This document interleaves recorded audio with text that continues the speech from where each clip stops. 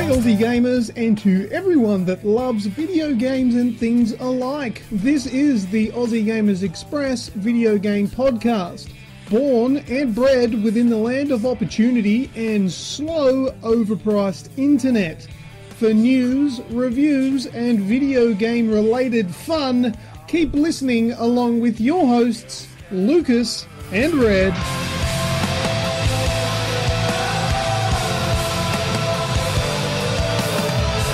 This is episode 168 and today is Tuesday, the 18th of April 2017. Welcome to the Aussie Games Express video game podcast. I am your host and here with me is my co-host and very good friend, Red. How are you, mate? Good, co-host with the most, and on the scales anyway. Lovely. Well, before we start, here is this week's show in preview. First up, we'll have video game discussion. Then after that, we'll do video game news. And in this week's news, we have Swatters face up to 20 years jail. Refunds on digital games to become reality with Microsoft. And Narco Road, the DLC for Wildlands, release date and details outlined. Then we'll do Remember When, user-created content, What's That Sound, Red's Shout, and last words if we have any. So first up, video game discussion, Red. Okay, and over to you, Luke, for your... Have you done nothing? Wow, very little. School holiday started. Easter, happy Easter, everyone again. We did wish you that in a previous show, but that was actually recorded prior. We've now done it. Mm-hmm. The culmination of school holidays, football spread across 4 days of the weekend, not just 2 or and a half, and Easter kind of put a little bit of a dent in my gameplay time. But the thing I've spent the most time on, and I was talking to you yesterday. I put a 7-hour stint into it. This is including time while preparing food and everything like that, and actually just going to bed early because of the old man head and getting up early with the kids, is the Dokkan Battle Dragon Ball Z game on my phone that I was talking about the last couple of weeks. And you turned around to me and you're going, fuck, AAA? And I'm like, yeah, well, I've probably spent 30 hours this week playing that game. Yeah. Big hours in it this week. When I say I haven't played much this week, I haven't played much variety. I played too much Dokkan Battle. Yeah, that's massive for a mobile phone game. It's just a massive game. There's just so much to it. That you unlock stuff as you level up in your progression, and I've just unlocked a Paragon leveling system for each individual character, and it's so in depth. So it's massive. So when was it exactly that you decided that you were just going to be a casual? As soon as I actually got a message this morning, so someone very special and close to us must be listening to the podcast this morning. I decided to become a casual when I couldn't beat Snoogans at Disc Jam. When the cunt would just stand at the net and fucking block it. Yeah, I went, right, games aren't for me anymore. I'm too old. That's it. I'll go to mobile gaming. Where I can sit in bed and rest my old back and my old knees and my weary head. Arthritic thumbs. Talking of this, oh man, not so much thumbs. You know how RSI become a thing and then whatnot, and arthritic thumbs and the texting, and they say this generation or our generation's going to suffer later on in years because of so much time spent on mobile devices. Yeah. When you hold your mobile phone and say you're playing a game one-handed or something like that, do you rest it on your little finger, the bottom of your phone? Rest? Oh, yes. Yeah. So it doesn't slide out the bottom. Yeah. I have incredibly sore, and I don't know if it's because I've been spending so much time on it lately, the first knuckle just below your fingernail on the little finger are both swollen and that tender. Just from holding your phone? From resting my phone on it. Right. Okay. Yeah, well, I suppose Yeah. that could happen. Because even though it's not that much weight on it, you're actually pushing down with your thumb. You're constantly adding and applying pressure to that one little point on your little finger. I've actually got really, especially in my right hand, really sore pinkies. Really sore pinkies. Yeah, see, look, whereas I don't get like swollen or that sort of stuff there, but what I do get is like an indentation pushed into the finger part that's resting up against where the cutout is for the charger. You know, the charger hole. Yep. Yeah, there's a case on my phone which makes the hole a lot more pronounced than the Likewise, actual phone. yeah. And yeah, that little cutout there is generally where I rest my finger. Yep. And Likewise. and at the end of holding my phone, if I am playing a game or something like that, I'm like, oh, that's like, it's just a little annoying, you know. Well, let's face it. Even when I was at your place, we had computers all around us and tablets and everything, but we were always on our phone checking the page and everything like that. So it's not unlike. I've seen it. I'm not making assumptions. I've seen you sitting there on your phone for an hour at a time. Yeah, it happens. Yeah, it just happened, and I'm just.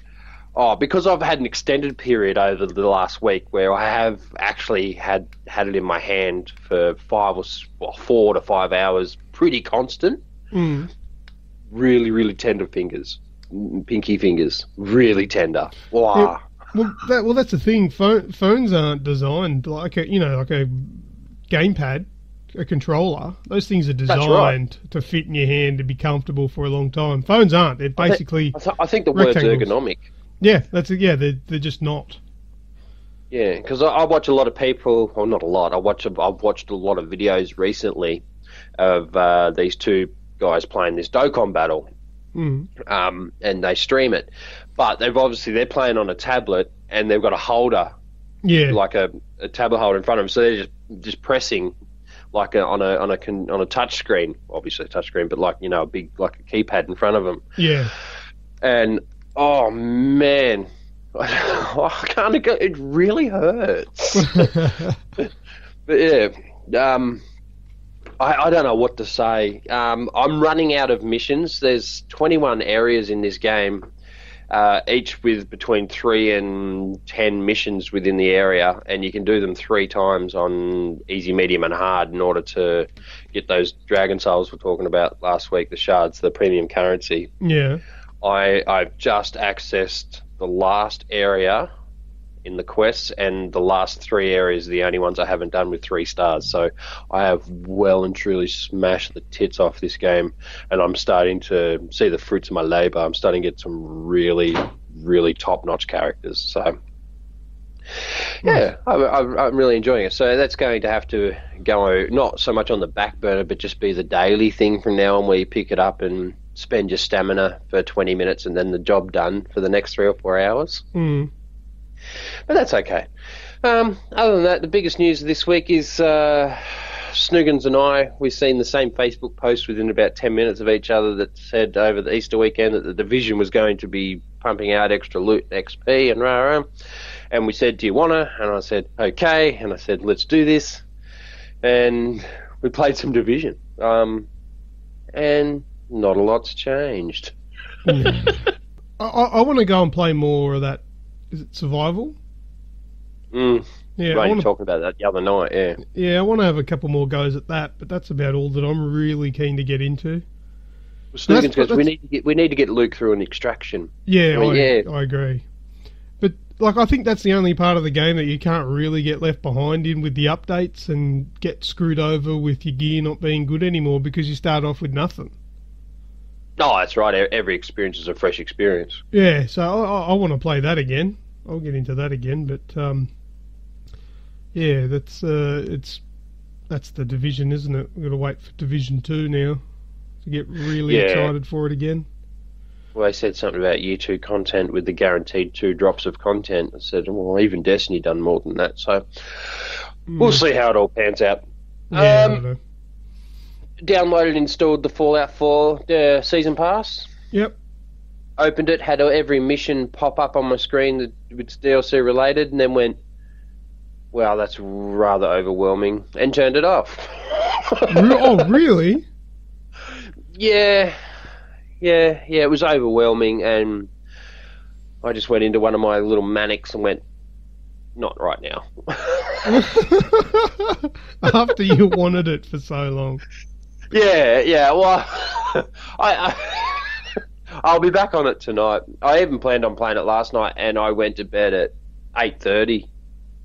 And because the kids are on school holidays, they were in here and they were playing some NBA 2K17, and I was sitting here trying to clack around on the PC or on the laptop trying to get ready for today, and just watching. Like being a backseat driver, what's worse, being good at a game and being a backseat gamer, watching someone else just butcher it. Yeah. And those two were playing basketball, and I'm like, oh, give me the control. Oh, but Dad, you're only winning because Dad's got your control. Oh, Dad, hey, how'd he do that? And I'm like, oh, easy, man, just get good. Fuck. So I pumped out a couple of things on the laptop, and then went, you know what, you guys are having fun, and I'm being a downer on yous for once in your life instead of it being the other way around. Game. I'll go to bed. You can stay in here. Happy school holidays. There's my TV, my PlayStation, and the controls. But I have promised them today that we'll sync up all 4 controls with my PlayStation, and I'll play with my 3 kids. It'll be 2-on-2, bit of blacktop, like outside basketball action with the buttons. So that should be fun. Not to mention, I have played a few games of NBA this week, but I keep reporting on that every week because I just keep doing the same thing, because I just got to check the auction house and everything like that and see if I can get the weekly's new cards in my team. So other than that, I tried to have a game of Rainbow Six, but the servers were down, so I went meh. Then I put For Honor in, played one game, won it, meh. Then put Fallout in, meh. I was just having one of those weekends, mate, where I just spent a whole lot of time on my phone and watching the footy and having family time. So hopefully it doesn't sound too boring, but I'm really interested in people that have twigged and went, yeah, I want to try out this Dragon Ball Z Dokkan battle, and I must express and stress that we're always here, well, I'm always here, to answer any questions for people starting out or want some advice on what to do and don't early in the PC. Don't shoot yourself in the foot, because I've shot myself in the foot with a few decisions I've made for quick cash, if you know what I mean. Yeah. Got rid of cards that they give you early, but if you wait and in the long run, you can make it a really good card. So, yeah, really cool experiences. Well, I searched it on the store. Yeah. That's about it, though. Subject matter. You got to be right up there with subject matter. If you don't like Dragon Ball Z, the concept of the game might be really cool to you, but there'll be no longevity or appeal. Look, they've had triple XP on for the quests, and I've gone this in the last 5 days, or since the last podcast, I've gone from level 63 to 132. Yeah, just a little bit up there. Yeah, well done. Yeah, smashing it. There you go. Now tell me what you've been doing, my friend. All right, well, I hope you're in for a bit of a roller coaster ride here. Yeah, strap me in. Because I've got a list in front of me, and not all of it's good. Do you want me to start with the bad or the good? Yeah, let's have a chuckle. All right, you want the bad? Yeah. The fucking PlayStation 4 is dead again. Oh, yes. That was part of this week's shout. Far out. What are they making these things with? Like, my PS3 is the original one that I bought. The fat thing. Yeah, the fat. I've got a fat 60 gig. Although it's slow and chugs like a bitch because it's just old, it works. The game's still playing normal. Yeah. It's just the OS that sucks. But, yeah, this is the second PS4. This was actually my replacement PS4 that they replaced my day one console because it died. Mind you, the original one died. The power, like, there was just no power whatsoever getting to the console. It was dead. This one, it seems to boot up, and it seems to be able to actually log in, because I have 2 PlayStation 4s. My PS Pro was logged in at the time, so I can tell that this one logged in because it logged me out of the other one. Oh, yeah. So it's logging in, but it's not giving me any display. Like the display's flicking on black and then off, and the TV's going no signal, and then back on and it's black and then off, no signal. So it's doing that over and over again. I've tried absolutely everything that you could think of, everything that everyone put into the chat, into the post that I put on Facebook. Thank you very much for all of your suggestions. I appreciate you trying to help. The only thing is I'd already tried all of those suggestions going into safe mode. That was the first thing I tried, which it resets it back to 576i or whatever it is. That didn't work. I tried putting it back horizontal. That didn't work. I've tried leaving the power off for a bit. I tried a new HDMI cable. I tried plugging it directly into the TV instead of the setup that I got here. I've tried everything. Absolutely everything, and I can't get it to work at all. So, look, the idea is it's well out of warranty now, because this is, well, I don't think the warranty restarts when you get it back from getting warranty work on it. So I'd imagine this is... that's why I asked you yesterday, because mine did, because we had similar issues. Mine died, my day one console died when Diablo 3. Yeah, but you got a new console, didn't you? That's right, I got a brand new console because it was a hard drive error which had just fried the fuck out of it. So I got a brand new one, so my warranty started again. Yeah, I don't know. I don't think mine was repaired and sent back. I think I got a replacement, like a refurbished. I think I think they sent a refurbished one back to me, which is what they do. But yeah, I mean, it went alright for a few years, but yeah, now it's just clapped out. Look, I'm not left in the lurch. I do still have a PS4 Pro, which I mainly use anyway. And just for all those people that are listening to this going, should I got an Xbox? Got 2 Xboxes, thank you. Should have got a PC? Got a PC, thank you. I have everything because I love video games. So all the fanboy comments can be triaged that way. So you can't say... Seeing them come through. I love seeing them come through and knowing what I know. Yeah. That's the thing. I'm like, I was a little bit thrown back by people that listen to the podcast were saying it too. Should have got on Xbox. I'm like, you should know I've got everything. We just haven't been able to report anything on Xbox for since what, Gears of War 4?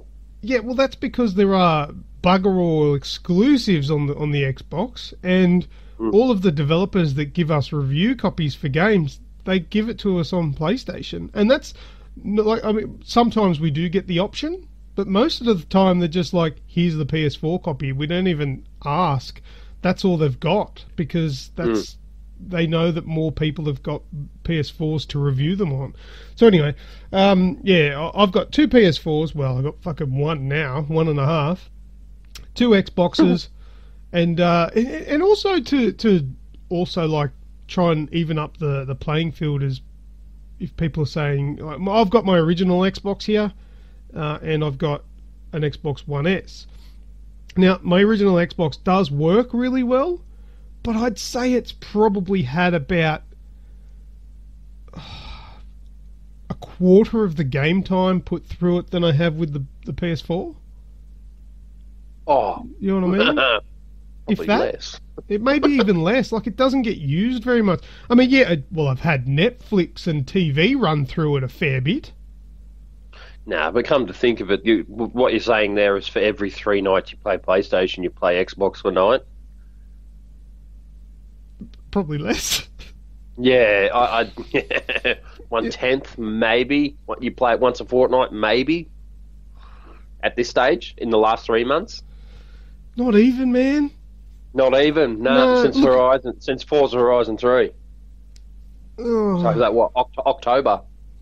I mean, look, I've done the odd review on it. There is a game that I played on it this week that I'm going to talk about, that I played on the Xbox. But like, it's just the games on it aren't there. Like, I mean, I'm not saying that it doesn't have any games, because there are a lot of games, but all of the games that we get are generally PS4. So all our review copies are on the PlayStation 4. So that's and why as enticing and as much as we see it as a fucking really good thing, I haven't really utilised backwards compatibility as much as I thought I would, given the amount of games we have to play in this generation now. Yeah. Yeah, look, I did a little bit of backwards compatibility this week, which I can talk about as well. Nice. But yeah, so anyway, PlayStation 4 is dead. I am going to ring PlayStation later today. They've been closed over the weekend, so I haven't done it yet, but been a long weekend. But I'll give them a ring and just see if they've got any kind of repair service available. If not, I'll look elsewhere. But here's a tip. It's something I was looking up just in my curiosity last night. EB Games have a deal on at the moment for $349, a PlayStation 4 Slim with 2 controllers. Mm. Now, what I thought was, how much is a controller worth, brand new? Yeah, 70 or 80. I reckon, 100 from them. I reckon I could sell both of those controllers and get myself a half-price PS4 Slim. Yeah. Well, even less than half price, really. If I can get at least $160 for those 2 controllers. Yeah. There you go. That's a. What's the math there, Red? $100? What was the original price? $349. $349, say $350 minus $160 is $190. $200. Yep. $200, $190 PS4 to replace this one. Now with 4.5, they give you the option to put a hard drive in it. Hook a hard drive up to it. You don't even need to put it in it. There's no reason that a Slim, for your purposes, wouldn't be valid or warranted. You know what I mean? Yeah, well, I mean, this is only going to be a secondary console that goes in my office, where I am now, for when I'm live streaming using the computer or capturing content, really. I mean, in saying that, it's not even an absolute necessity, but something to think about. It's got to be convenient, considering how much. And people that follow you on every medium realise just how much content, you put all the content you put up is yours, but just how much there is that having a central hub in order to capture, edit and upload, it has to be invaluable. Yeah, it does. It makes life very easy. I do enjoy it. So I will replace it eventually, but we'll see whether or not this one's viable to repair, or if I just do that little thing and sell both controllers. I don't need the controllers. I've got plenty of controllers. I've got one sitting on the ground that I haven't touched in ages. It's just sitting there collecting dust. But anyway. I don't touch much stuff that's on the ground just because I have to bend over and pick it up. Got him. But yeah, anyway, PlayStation 4 is dead, so I've only got one now. What first world problems? One PlayStation, 4 more consoles, one PlayStation. Yeah, well. I played a mobile phone game this week.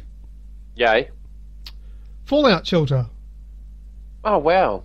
Yeah, I noticed it on the Xbox One. And I played it a little bit on the Xbox One. Oh, yeah. My son's been playing the shit out of that. Yeah, I saw it on the Xbox One, and then I thought, you know what? I really enjoyed this game, but on the Xbox One, this is shit. Oh, the controller. Yeah, that's why the controls are just terrible, because what I wanted to do is use the D-pad to move around. Yeah. Like, if you're going to use a movement system where it's kind of like flicking across, like, because when you move it just flicks across to the next room, so you're pressing up, down, left, right, going across like a grid. If you're going to do that, I want to use the D-pad. I don't like using the thumbstick for that kind of movement. I like the thumbstick to be more like a mouse cursor. Yeah, you want the D-pad to be rigid, and the stick to be fluid. Yeah, whereas it wanted me to use the stick to flick through like the grid, and I didn't like that. And it just felt very restrictive in the movement where I could select, and it was too hard to move. I was, you know what? Fuck this. I'm going back to the iPad. So I booted it up on my phone and iPad and had a play of it on there and started everything up again. So that's a good game. But geez, I've got a lot of progress on my phone. So it's worth continuing it on from there. And I've got some really powerful characters too. So you spent 30 hours on your phone this week? No. No. probably only about half an hour playing it, really. But yeah, anyway, I'll move on from that because Fallout Shelter is Fallout Shelter. Go and give it a go. It's free to play, and you don't need an internet connection to play it too, which is really cool. Bulletstorm, the full clip edition. I played that. I've got a review in the works for it, but I've got to say, if you've not played Bulletstorm before, didn't know it existed, it's probably a very good place to start because it's a good game. And it plays well, 60 frames a second now, obviously upscaled graphics, looking real nice. There's a lot of tongue-in-cheek in there. It's a good, fun game to play. The only thing is, there are people out there that probably aren't terribly keen on a game of that kind of format, being a first-person shooter that is tongue-in-cheek. Was I talking to you, or like it's very Borderlands cross Call of Duty? Call of Duty. I threw in Doom as well, although the new style Doom wasn't around when this game was first released. It's kind of a bit like that too. Fast-paced, gory for the sake of being gory, and it's a bit of a score chaser too. So the idea, take it, rip it to shreds, take away the story, take away the characters, take away everything. Basically what you've got is a first-person shooter where you've got a leash, which is like an electronic leash thing that'll grab people like a lasso and fling them towards you. When you fling them towards you, they'll enter into like a slow motion mode where really they're the only thing going in slow-mo. Everything else moves at normal speed. Bring them in, then you can either kick them in the face and boot them away. You can angle yourself so you kick them into spikes and they just get impaled. You can shoot them in the face. You can juggle them. You can do like a whole shit ton of different tricks. Yeah, there is. There's a massive big bag of tricks. And that's the game. And you get scored for it. And the score that you get from it in the campaign will turn into currency for you to use at an upgrade station later on. And basically, that's what Bulletstorm is built on. This crazy, combo system. And so on top of that system, they've thrown like some cool characters, larger than life, cheeky, foul-mouthed, smart-ass characters, and like an overarching story that's not going to blow anyone's mind, but it's still interesting at the same time, and there's a cool sort of camaraderie between the characters in the game as well. But should you play it? It depends on who you are. Yeah, we did talk about this yesterday. Yeah, I was talking to you, Red. I don't think it's your kettle of fish.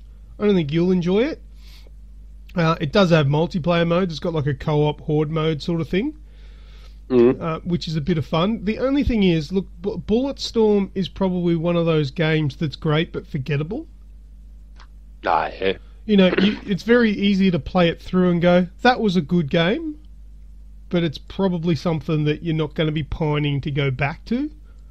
Yeah.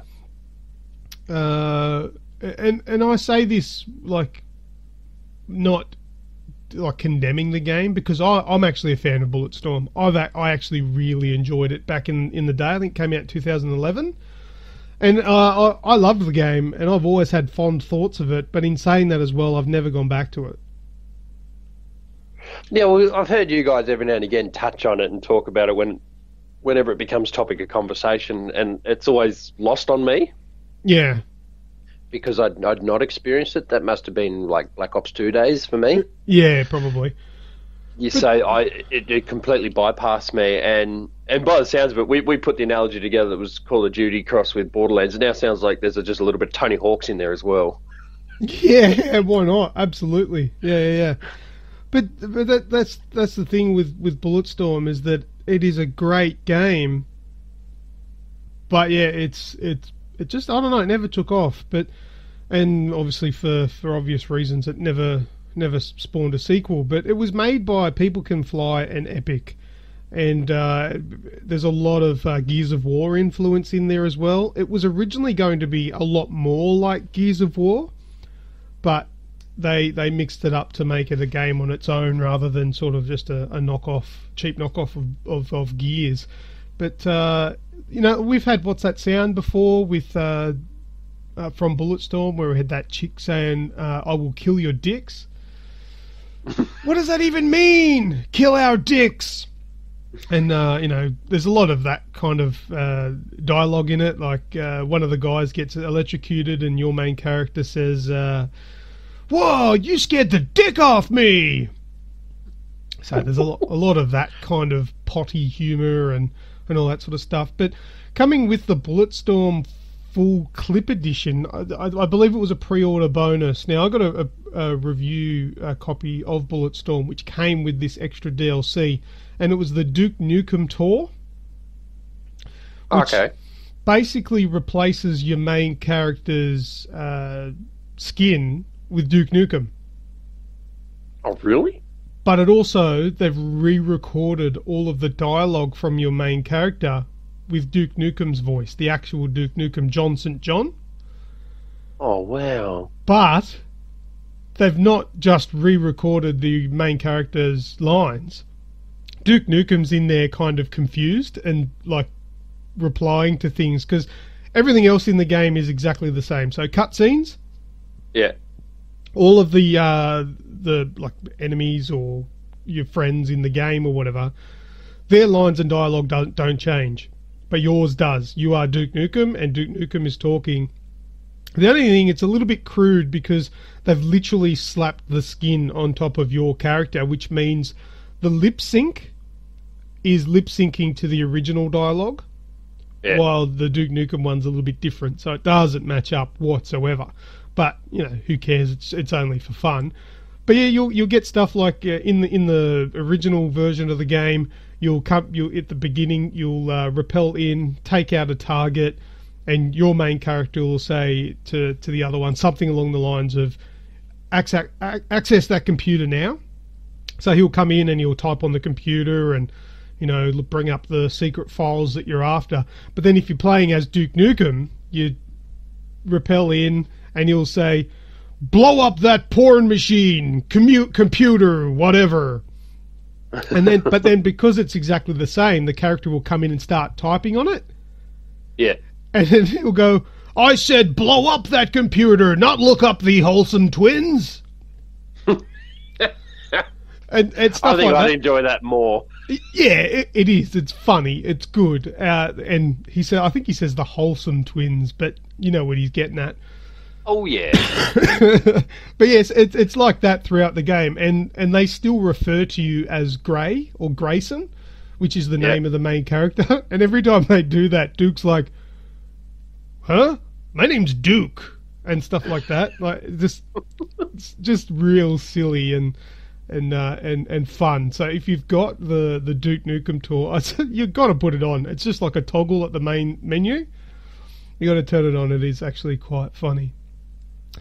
But yeah, that's Bulletstorm. I've got a review coming. By the time you're listening to this, I would dare say that review will be up on aussiegamersexpress.com if you want to check out what my thoughts are of that one and how it performed. Next up on my list, I've got some Mass Effect Andromeda. I'm back to that. I have finished Wildlands. No platinum is yet, because that's a slog, and I really want to play more Mass Effect Andromeda. And there's something about Mass Effect games that's strangely rewarding and calming for me. I just love it. And the fact that Andromeda also uses real subtle variations of the music and sound effects from the original trilogy, it gives returning fans a little bit of, "Ooh, I remember that. That's so nice." Without it being a blatant copy, because it's only real subtle things that occur. But yeah, I'm playing that again, and I hit a pretty important story piece last night, which was really cool. Obviously, no spoilers here, but I'm still very early in on the game, and for a big reveal like what happened last night, I was like, wow, this game must open up massively, because this is very early in the game for them to sort of give off such information like that. So excellent. Love the gameplay, love the combat, the graphics are amazing. Still not really sure what everyone's going on about with facial animations. I don't. There was an update for it. Yeah, but I don't even think anything's changed. But I don't know. It all looks the same to me. It looks great. I don't mind. If you've got a problem with it, leave your helmet on in cutscenes. It's an option. You just went all literal there. I thought you actually meant stop being so touchy-feely and leave your stack hat on. Oh. That's a belter. No, you can literally leave the character's helmet on during cutscenes, so you can't see their bloody head. But anyway, like old school Destiny. It wasn't until later on in Destiny that you're able to actually take your helmet off. Oh, really? I didn't realise that. But yeah, it's a, I don't know. I fucking love it, and I could play it for like an hour and a half, 2 hours, and not even realise that I've not really done anything. You know what I mean? Like, I'm just walking around, talking to people, seeing if I can get different. Mark of a good game. What was that? That's a mark of a good game. Yeah, and I mean, mind you, I am trying to root PB, the blue chick. So every moment that I get, I go and knock on a door and go, "Hi, hey. How are ya? What's happening?" Back rub. But there was a couple of lines in that I was like, was that intentionally meant to be as cheesy as all hell? But that sounded horrible. Where I went in there and I went, "So, are you going to flirt with me or what?" Honest.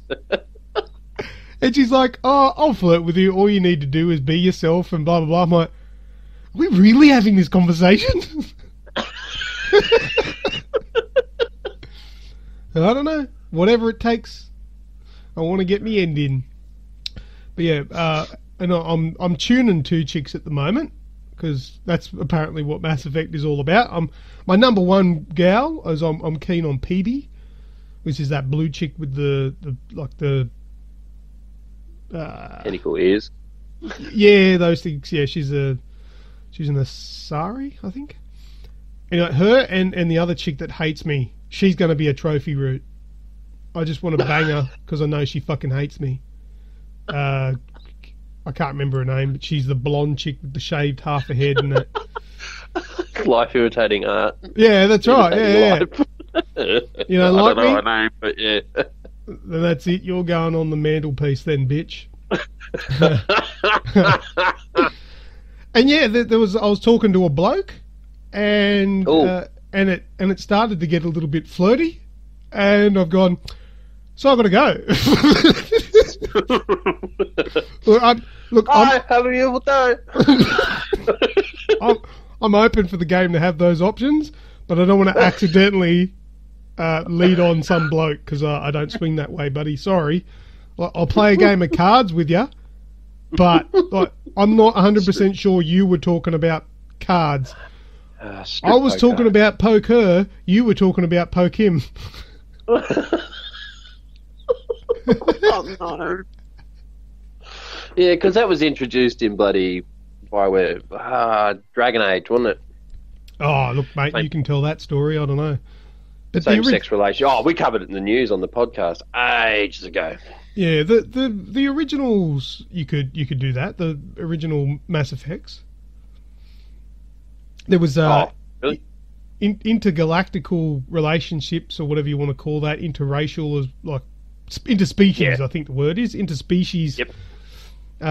Romance, as well as same sex and all that sort of stuff. But yeah, I'm all for the blue alien route. Why not? I'll take a screen capture and upload it to Pornhub. Whatever. Whatevs. But yeah, look, I am enjoying Mass Effect Andromeda, and I'm still playing the Apex app on my phone, on my smartphone, which has the strike teams on there, those mercenary mission things. And while I hadn't been playing Mass Effect Andromeda while I was playing Wildlands, I was still playing the mobile app. And when I went into the main game last night, I had over 100 loot boxes to open. Oh, did you get anything good? Yeah. Got some rare weapons and shit, absolutely.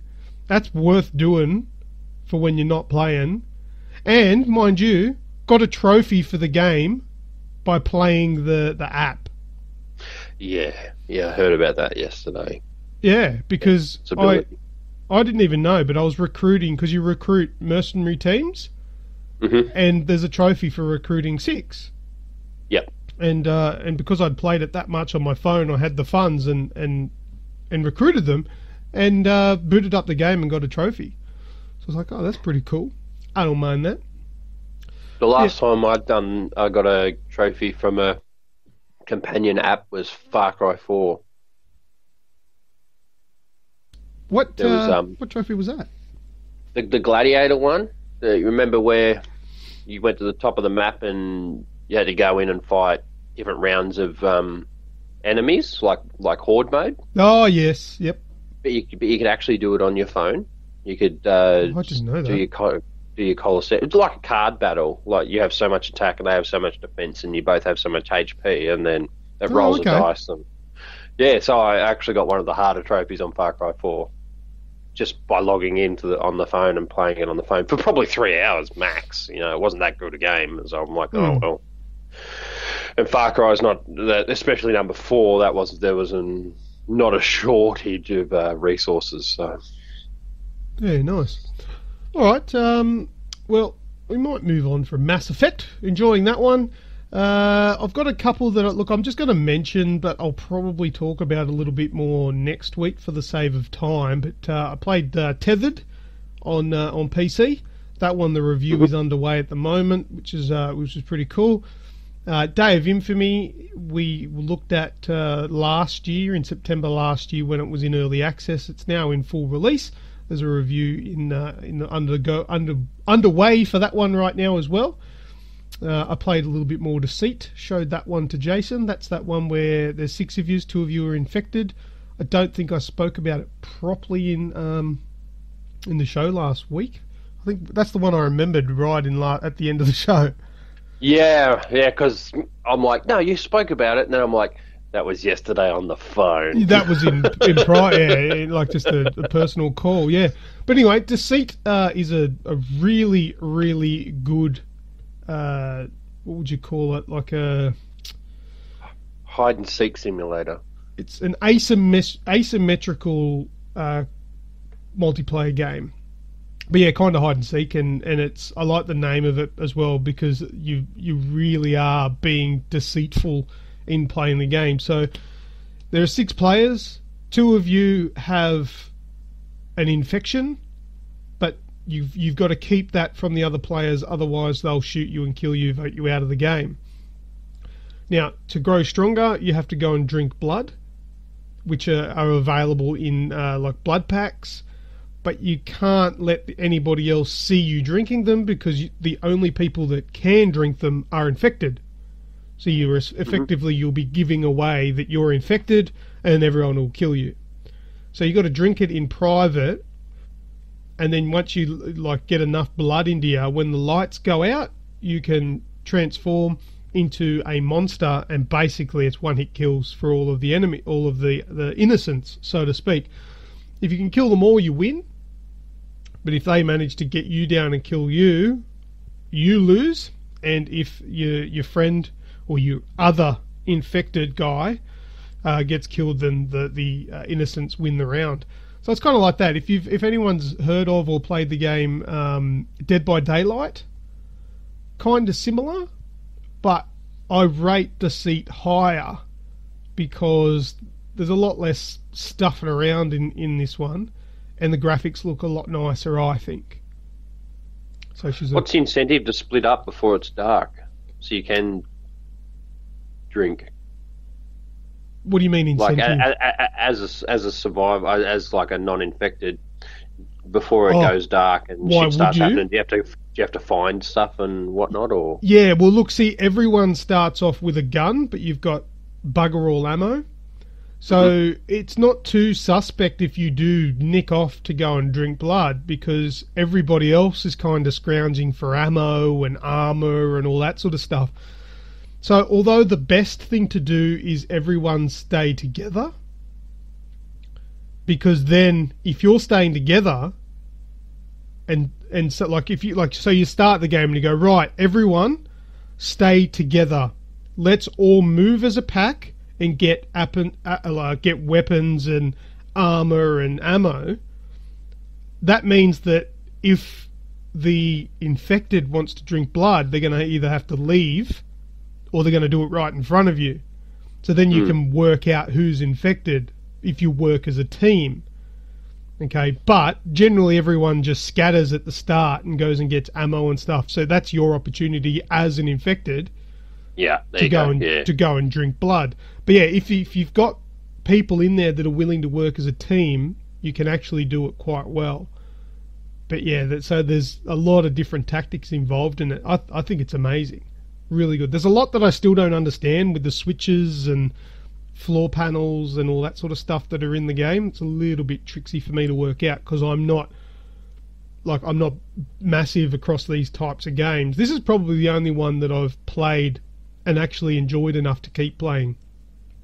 So it's probably got a lot of things in it that are staples across the genre, but I'm not too aware of them because I'm not big on that genre.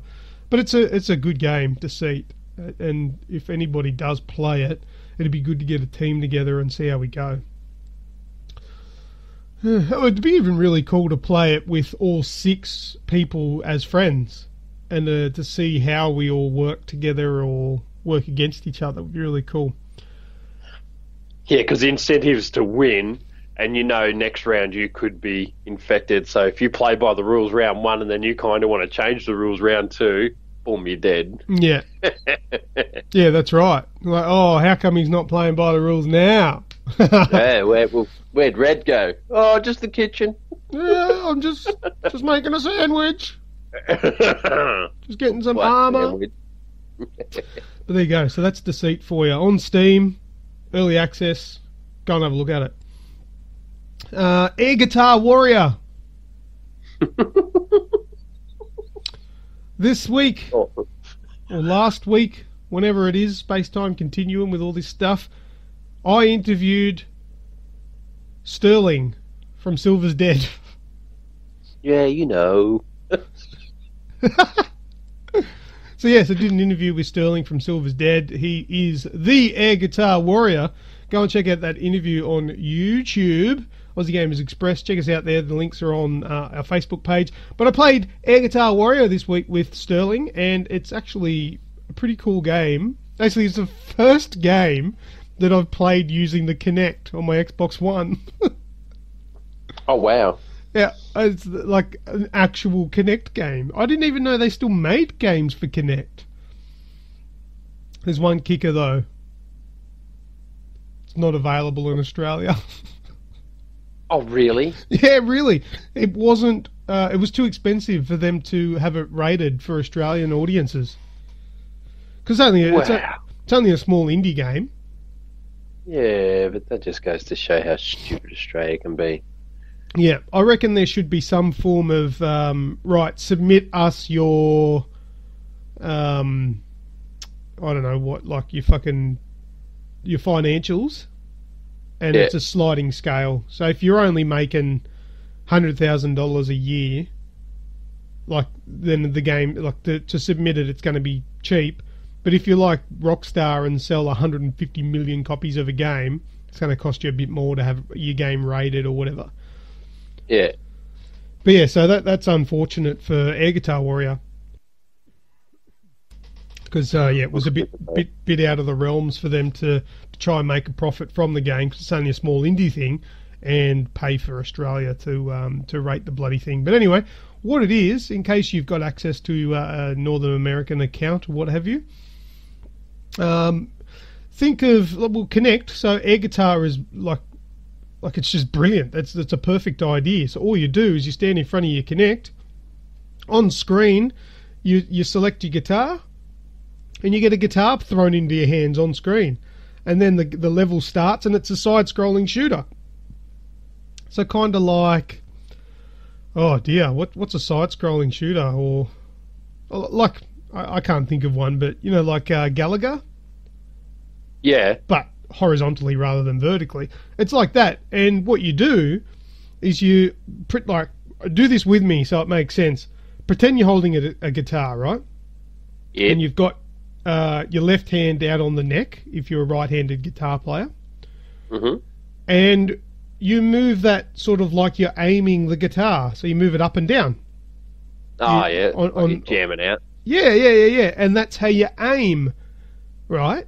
So that's you aiming the neck of the guitar like a gun, and you strum to fire. And you do it all because it's Kinect. It's all motion controlled and all that sort of shit. So you strum. The faster you strum, the faster your bullets come out. But then, which is really cool, you've got 4 different types of ammo. You've got single fire, dual fire, and multi-fire, and all that sort of stuff. There's another one in there somewhere. How do you do that? You jam it out by sliding your hand down the fretboard. So you bring it in real close, and you go, and obviously the sound in the game changes because you're now real close down the fretboard to the high notes. So it sounds like you're jamming real hard, and that gives you a different rate of fire and all that sort of stuff. You've got skulls coming from everywhere. You're sitting on top of a bloody dinosaur, or a shark with freaking laser beams and shit like that. Freaking laser beams. It is out of this world, outlandish fun, and it's actually really cool. And at the end of a section, so you'll do like stage 1 with like 4 missions, stage 2. At the end of that, you get your own record. So at the end, you pose for an album shoot, and it puts your image up on like a record, a vinyl. So, but that's all showed off in the video and the interview on our YouTube channel. Check it out. It's good. It is probably one of the best uses of Kinect that I've ever seen. Big call. Wicked. But it's great for a real small developer and a silly little game. It's really good fun, and it's the kind of game that would get good airtime at a drinks party where people are over having a bit of a drink, and you're like, hey, have a go at this. You look like a dickhead, but you have fun doing it, and there's heaps of laughs.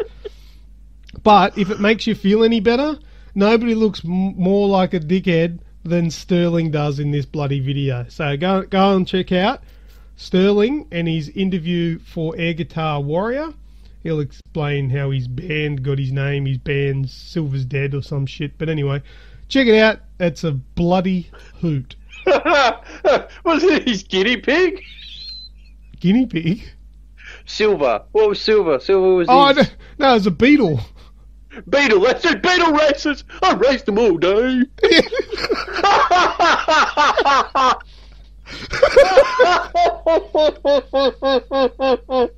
Seven hours straight, and then Silver's dead. Sorry, that's not the entire punchline, but it's a fucking funny chunk of it. I'm glad you liked the interview, Red. Oh, fuck yeah. It was a pet. It was an outlandish one. It was a beetle racing. Beetle racing, yeah. Hey, Silver Beetle. I was expecting it because you go, oh, it's me pet. I was expecting a horse. No, well, the other one's name was Ringo. Ringo, for obvious reasons.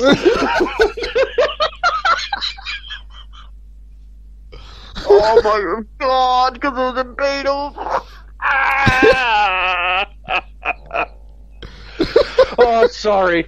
Yeah, that was piss funny. I can't recommend that video highly enough. That was good. Alright, go and check out Air Guitar Warrior for anyone that's international or sneaky within Australia. Now, just quickly, the review that I put together for the Republic of Gamers G20, that's out now. Oh, yeah. Yes, so yes. Go and have a look at that. That's about the King of the Outback. That's something worth having a look at as well. That's a little bit bizarre too. I've got some crazy videos coming. Yeah, you haven't seen that one yet, have you? No, I haven't. No, well, that's only just been released probably about an hour ago. So we want to go and check that out. That's interesting. Where I took a trip to the Australian Outback to hunt for the king of the Outback, which is the Asus G20, a super duper powerful gaming PC. So go and check out that video to see if I was able to capture it and review it.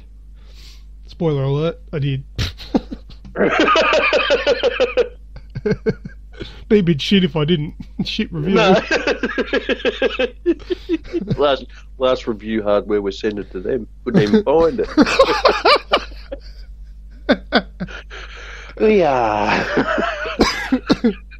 There you go. It's a very the video for that one is it's a satirical piece. Obviously, it does get serious when I talk about the review part to give you good facts and info. But the intro of it is very satirical in the theme of All Aussie Adventures with Russell Coight. So, obviously, Russell, I've got nothing on Russell Coight. He's a legend. But he's a bit of a hero of mine, so that's where that inspiration come from. Go check out that video. That's on YouTube as well. All right, that's all I've got for video game discussion, Red. So if you're happy, I'm happy. Let's go into video game news.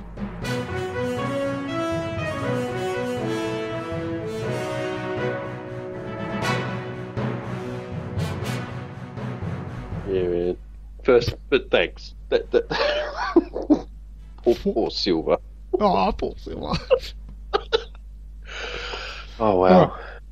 First up in the news, Red, Swatters face up to 20 years jail.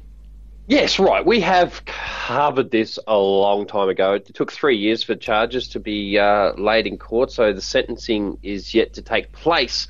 But just to rehash, so an American gamer called Zachary Lee convinced a British gamer, Robert McDade, to call a gun and bomb threat to a terrorism hotline while pretending to be said victim, Tyron Dobbs, which resulted in SWAT rocking up to his house, shooting him multiple times with rubber bullets, breaking bones, shooting him in the face and bruising his lungs. So, shit.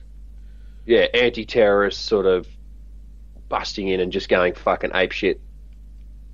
So the two men, even though it was one person conspiring with another, trying to convince them to do it, and he did do it, they both got charged with 3 offences, including the more heinous conspiracy to produce false information and creating a hoax, and which carries a maximum 20-year jail sentence. Wow. Yep. Well, what I was thinking is, don't these police or whatever overseas, don't they do any, research, intel, reconnaissance before they just bust into a house? This is exactly why I brought this news out, because I know it's been done and done and done. Because I was just going to quickly say, there was a quote from the victim, one Tyron Dobbs. He goes, "I want justice. I want them to pay for my medical damages, and I want whoever shot me in the face to have something, have to do some time." So that's the cop. But I was half expecting you to ask that or whatnot, because put yourself, right, this guy wants compensation and he wants people to pay, but what if it was his next door neighbour who was a legitimate terrorist? You'd want him to go in guns blazing, wouldn't you? Well, no, not really, because that could get the police killed. Yeah.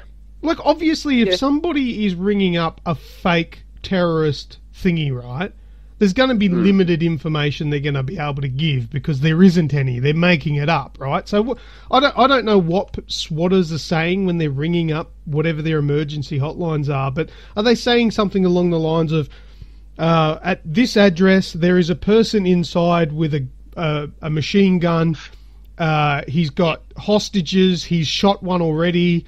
I guess they're saying something along those lines, right? This guy, yeah, but this guy here, this incident here, he pretended to be this guy. I've got this, I've got that, I've done this. Okay, all right. So he's rung up pretending to be the victim. The target. Yes. Yeah. Okay, but still, what I would like to think that the law enforcement agencies would maybe do some recon, check up the location. Is there any history of anything at the location? No, there's not. Any flags, yeah. Yeah, any red flags there? Do we have any intelligence suggesting that this may be true? Maybe if they got an iPhone, just listen. Well, but look through the fucking window. Is anything happening inside the fucking house? Maybe get some thermal imaging. How many fucking people are inside this house? There's only one person inside, so there's no fucking whatever, unless the rest of them are dead or like. No cell, yeah. Are they looking into the place, or are they going, okay, we've got this intel, let's kick the door in and go ham? Like they're going into seems like the way, because there's so much footage of that happening. Yeah, like are they? Like they're sending themselves into an unknown territory. Like, why would they do that? That's suicide for the police. But under very serious measures, you're right. Yeah, you are, because right, we've got an M16 and bombs, and I've killed someone. All right, let's kick the door in. Yeah, that's right. I mean, like obviously, when there's serious killing occurring, you've got to go fast. You've got to go in, right?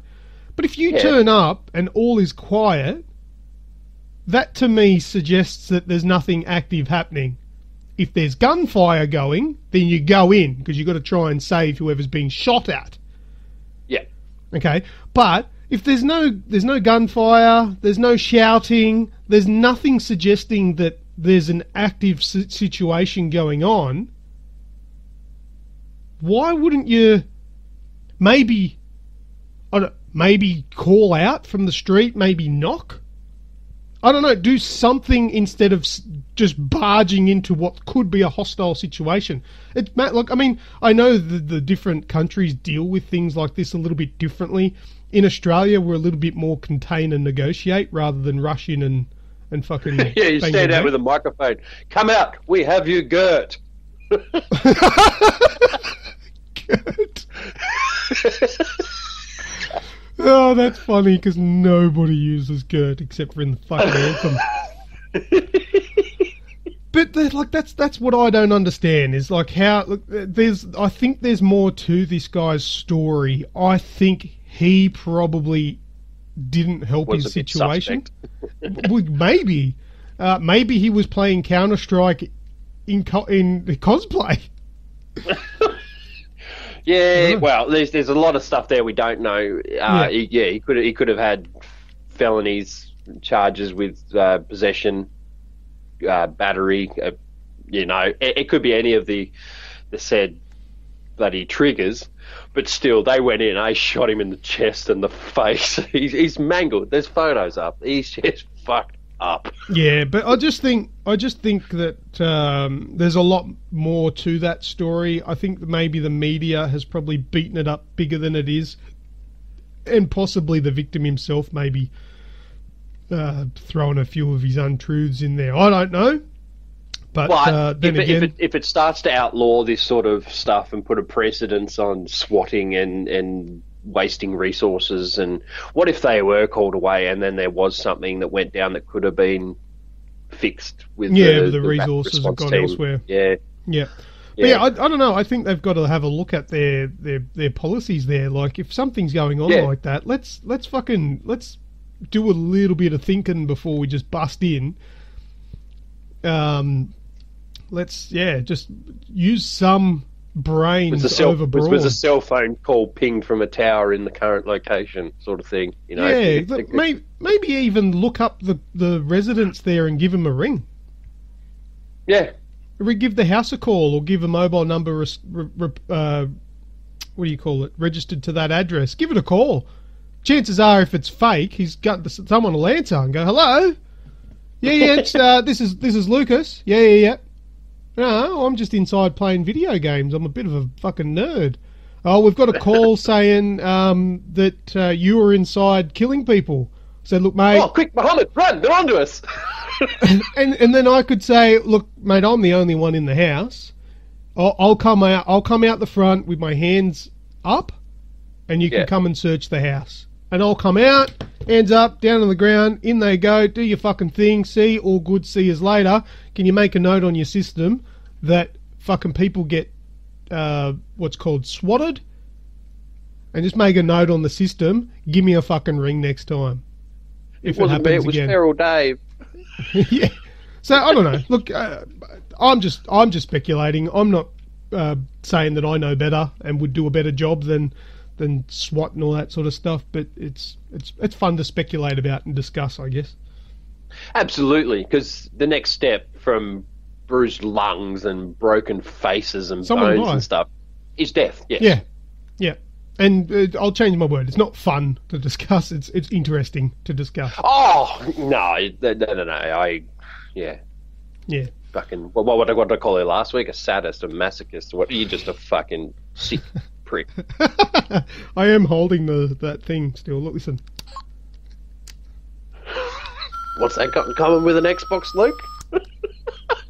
It works. It's 15 years old. It works, but that's because I don't fucking touch the thing. It hasn't been touched in 10 years. I knew that was going to sneak in somewhere. that was going to be right at the end of the show, but that'll do. Options. Yes. All right, next bit of news. Refunds on digital games to become a reality with Microsoft. Yeah, have you ever used the Steam refund? No. Jason has. Yeah, I have asked him a few questions about it in the past. Yeah. Because it was a big thing. What was it? No Man's Sky. That was a big thing back in the day, getting refunds on Steam. We covered. But Microsoft customers will soon be able to get refunds on digital games purchased on the Xbox and Windows 10. Okay. It has been made. We've been made aware by the Insider Project, so the Xbox Insider dashboard. There's screenshots now of self-service refunds, which is done through the Microsoft website. So you go there, you request a refund, and then you follow on and input the details on the game that you want to be refunded. So in order for games or apps to be eligible for self-service refunds, it needs to be within 14 days of the purchase. Yep. And has to have less than 2 hours of playtime across all accounts. Right. What do you reckon about this? Oh, yeah, good. Yeah. Yeah, because you can take a bit of a punt. You go, oh, is this any good? Because there's been a lot of speculation, a lot of talk and everything. I know this is slightly off on the beaten track. That there's too much stuff on the PlayStation Store and you don't know whether it's any good. And there could be a good game in there hidden amongst 10 shit games, but you don't want to take the chance because they all look shit. So, like, that's quoting a friend of ours. If you could put $10 on there and buy a game for $10 because you think it looks good, but it's amongst a whole 15 and digital-only games on a digital-only sale sort of thing that we often get, but you don't know, you can go in and play it for an hour, and if you don't like it, get your money back, go on to the next one. Yeah. So yeah, I think it's a all right. pretty cool thing. Yeah, so as I said, Valve have done it, and but neither Sony nor Nintendo I would offer any. Yeah, I would like to see that if they do implement this, that they may be able to extend the like change the rules a little bit when there's a game that's particularly fucking broken. Oh, like an extenuating circumstance. Yeah. Or the Wanda policy. Exactly. Yeah. Anyway, the I think Wanda that's policy followed by transcribes from No Man's Sky Chronicles. Yeah, and Godzilla. Oh, $100. No, it was $2.95. It was over $100. It was like 105 or something.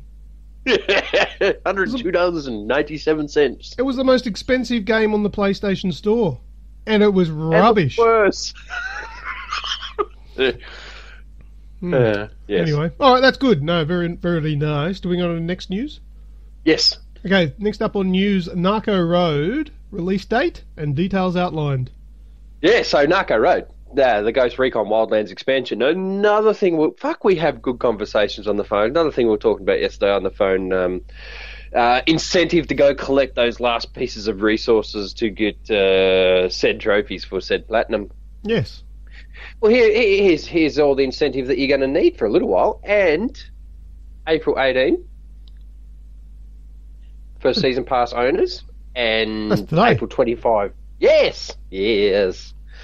And everyone else, it's next week, 1 week from today. Right. So season pass owners have access today, and non-season pass owners that buy it individually will be available to you April 25. So the Wildlands update was come to consoles. That was a couple of days ago. It was about 8 gig. Yep. I remember that coming through. Mm-hmm. This Narco Road features more than 15 campaign missions, 4 new types of side missions, as well as new outfits, weapons, and vehicles. Narco Road tasks players with infiltrating 3 gangs of smugglers led by the elusive El Invisible, also known as John Cena. Players will have to work their way up through the ranks and earn the trust of the mysterious leader if they have hope to bringing him to justice.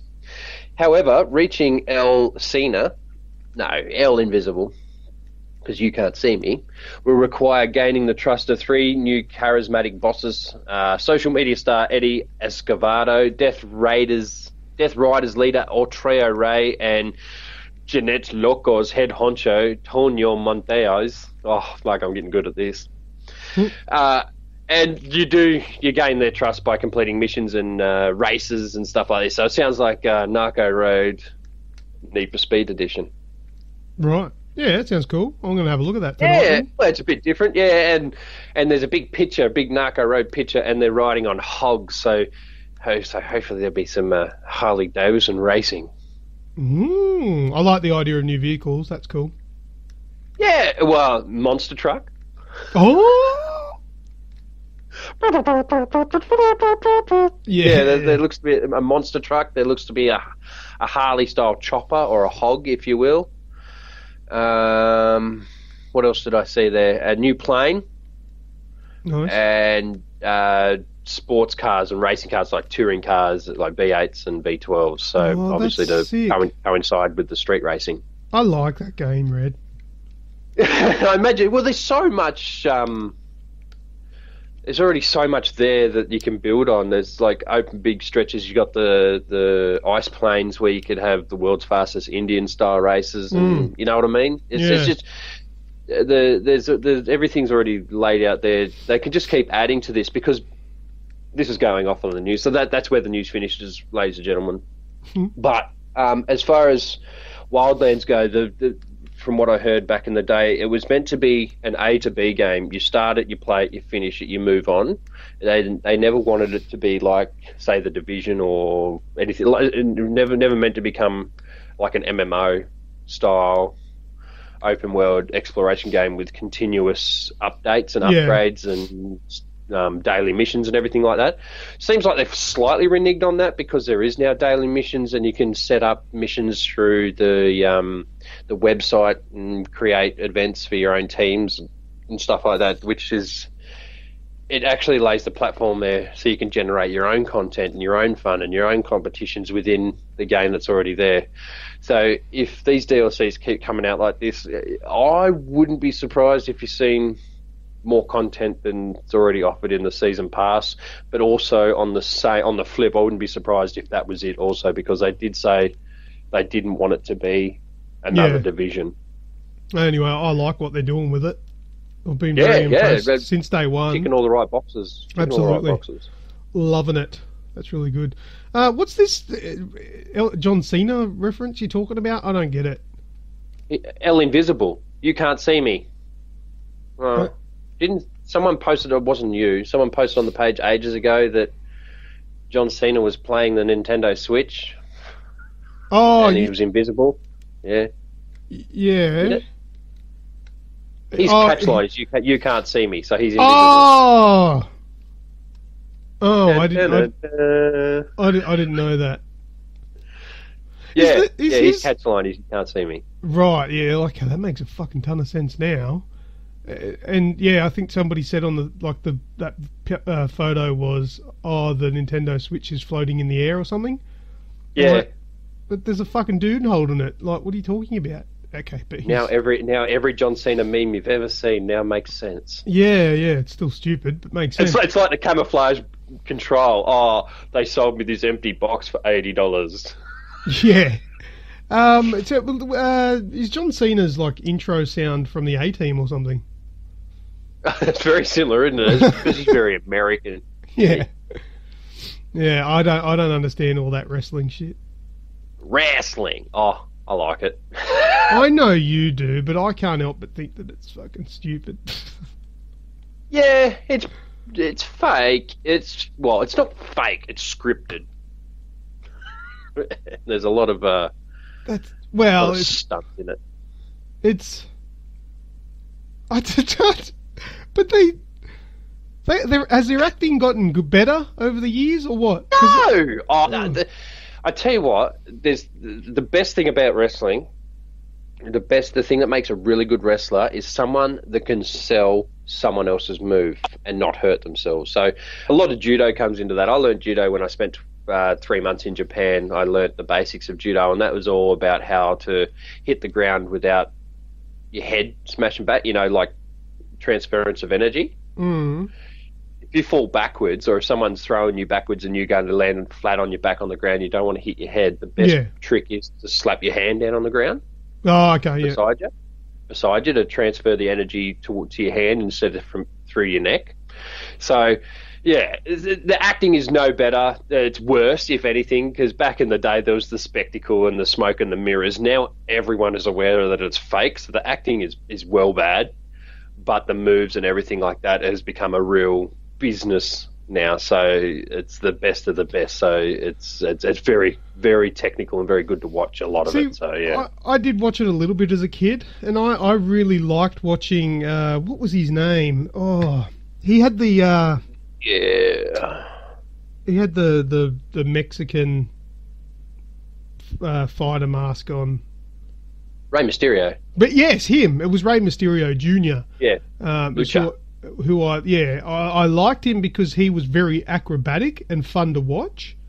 Mm-hmm. But the majority of that wrestling shit is just idiots smashing each other with stuff and fighting, and it's just like you're just oiled up, greased up, muscly dudes.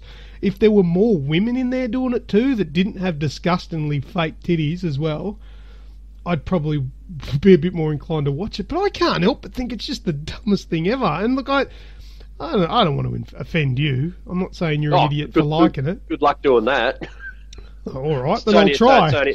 It's only a fond memory I have with my dad. It's oh, shut up!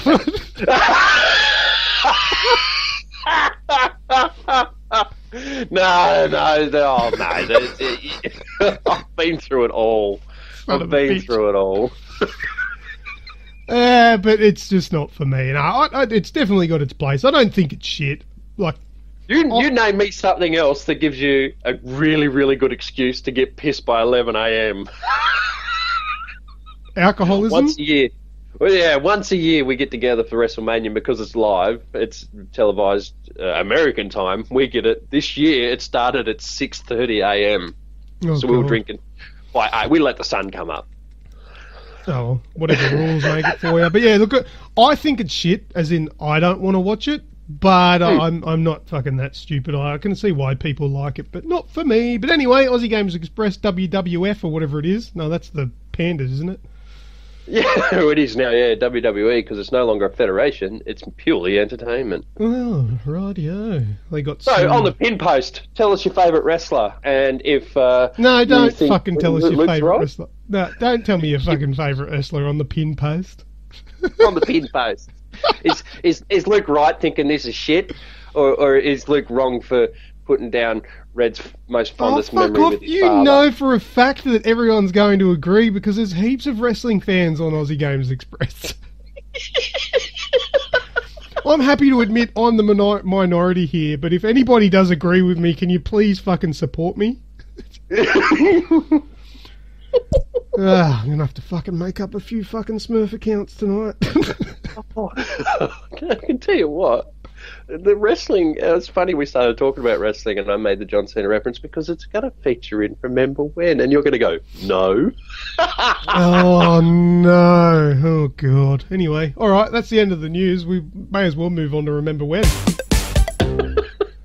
Okay, Luke, do you remember when? Nah. It flashed up on the screen, insert 20 cents to continue playing from the exact spot where you died. Yes, I'm talking about arcade gaming. It was never 20 cents for me, but I do remember that. I'm not that old. Yeah, well, yeah. I didn't know what to go with there because I remember still paying 20 cents here and there back in the day. I mean, fuck, how old am I? In Tasmania, though. Yeah, exactly. Yeah, it was $1 here. The funny thing is, where the arcade used to be, it's now a fucking bottle shop, so it's turned into the other place that I frequent all the time as well. Oh, where I used to play games and all that sort of stuff is now Subway. Oh, there you go. Yeah. But the thing is, I've got bits and pieces. This is not structured at all.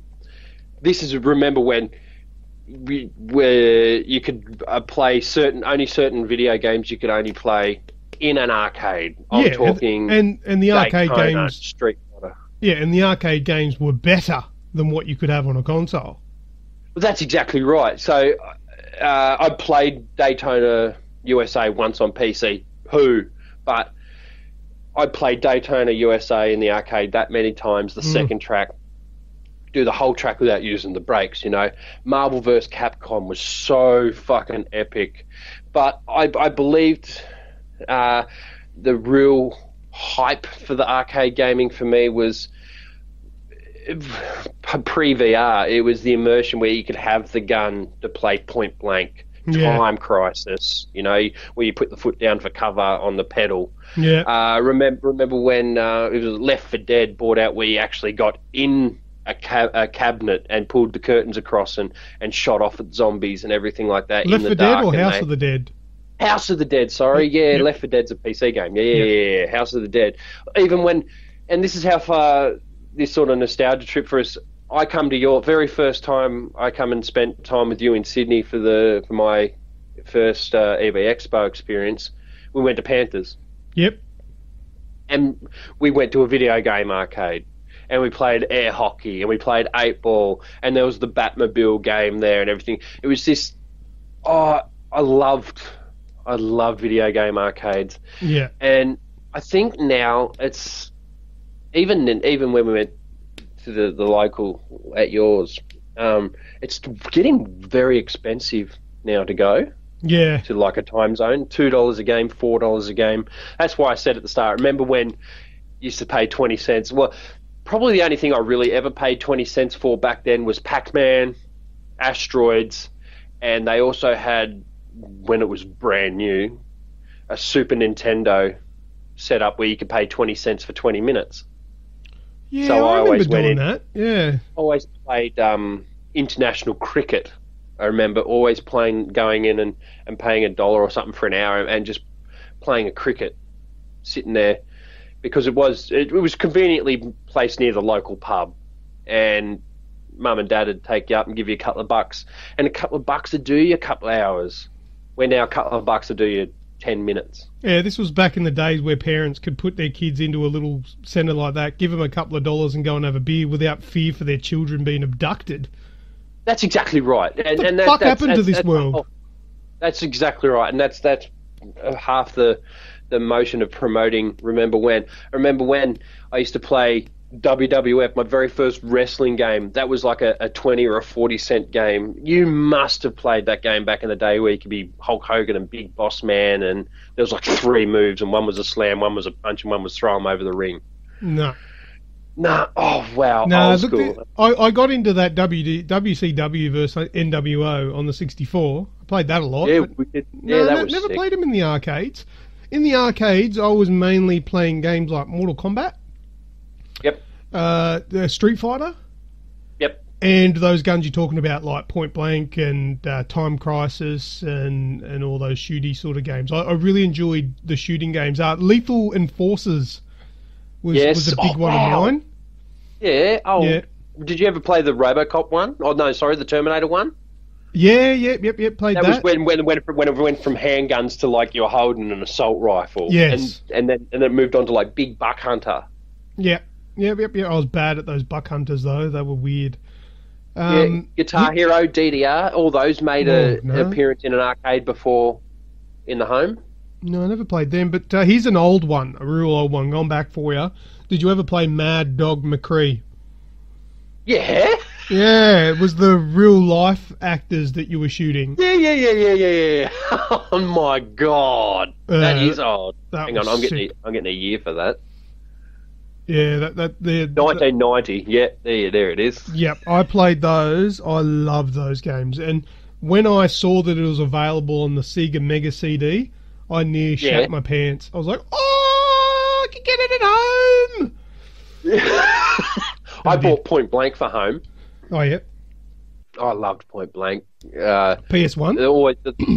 The last level was always... the last level was always the fireworks, but the one before that was always you only had the one bullet and you either shot the leaf falling from the tree or the apple off the dude's head. Yeah. Oh, wow. Yeah, those arcade games were a big part of my childhood. I loved it. I used to go there and spend so much money. That helped my addiction with Marvel. I loved Marvel vs. Capcom because I was never good at Street Fighter. I loved Mortal Kombat, but I was starting to get a bit older where it was like Mortal Kombat 3, where it was starting to change. You know, it was starting to become more technical, like your Street Fighter games. Like Mortal Kombat 1 and Mortal Kombat 2, like we're talking Sega Mega Drive days, 2 buttons, 3 buttons, nothing to them. Yeah, no combos and shit. No, it was just punch, kick, high, low, uppercut. Oh, sure, you can. Nothing to it. And then it got real technical, so I thought, I'm no good at this anymore. And then I went across to Marvel vs. Capcom, and that was just over the top where you could jump up, the screen would go all the way up, and then you'd unleash moves with Cyclops that would take the whole screen, and you could be Wolverine and Iron Man. Oh, yeah. So remember when you paid $1 to continue from the very spot that you died? Yes, I have. 100 times over. They did. They had us by the balls then. Yeah. One really, really, really quick fact, because I did do like factual bloody research, but then I just knew you and I get going. There was a thing known as the Golden Age. Late 70s, early 80s was the Golden Age of the video game arcade, with games, as you'd know, Space Invaders, Galaxian, Pac-Man, Battlezone, Defender, and one I didn't really know of much was called Bosconian. They become really big because food chains in America like Chuck E. Cheese and pizza places and like that become restaurant bars and arcades. And they were really, really massive back in the day because it was $0.25 to play and there was no home gaming arcades. And just for a little tidbit of a fact for you, which one was it? It just kind of blew my mind. In the lifespan of, where was it? Total generated revenue in quarters in this time was $16.6 billion. Oh, shit. In the US, obviously, because they're the only place that uses quarters. Yeah, but in quarters, though, that's massive. Well, yeah, times it by 4. 16.6 billion by 4 gives you 46 sixes, 4 sixes, 24, and 24 gives you 6.4. That's a lot of quarters. Dude, if you give up trying to do the math, that's big.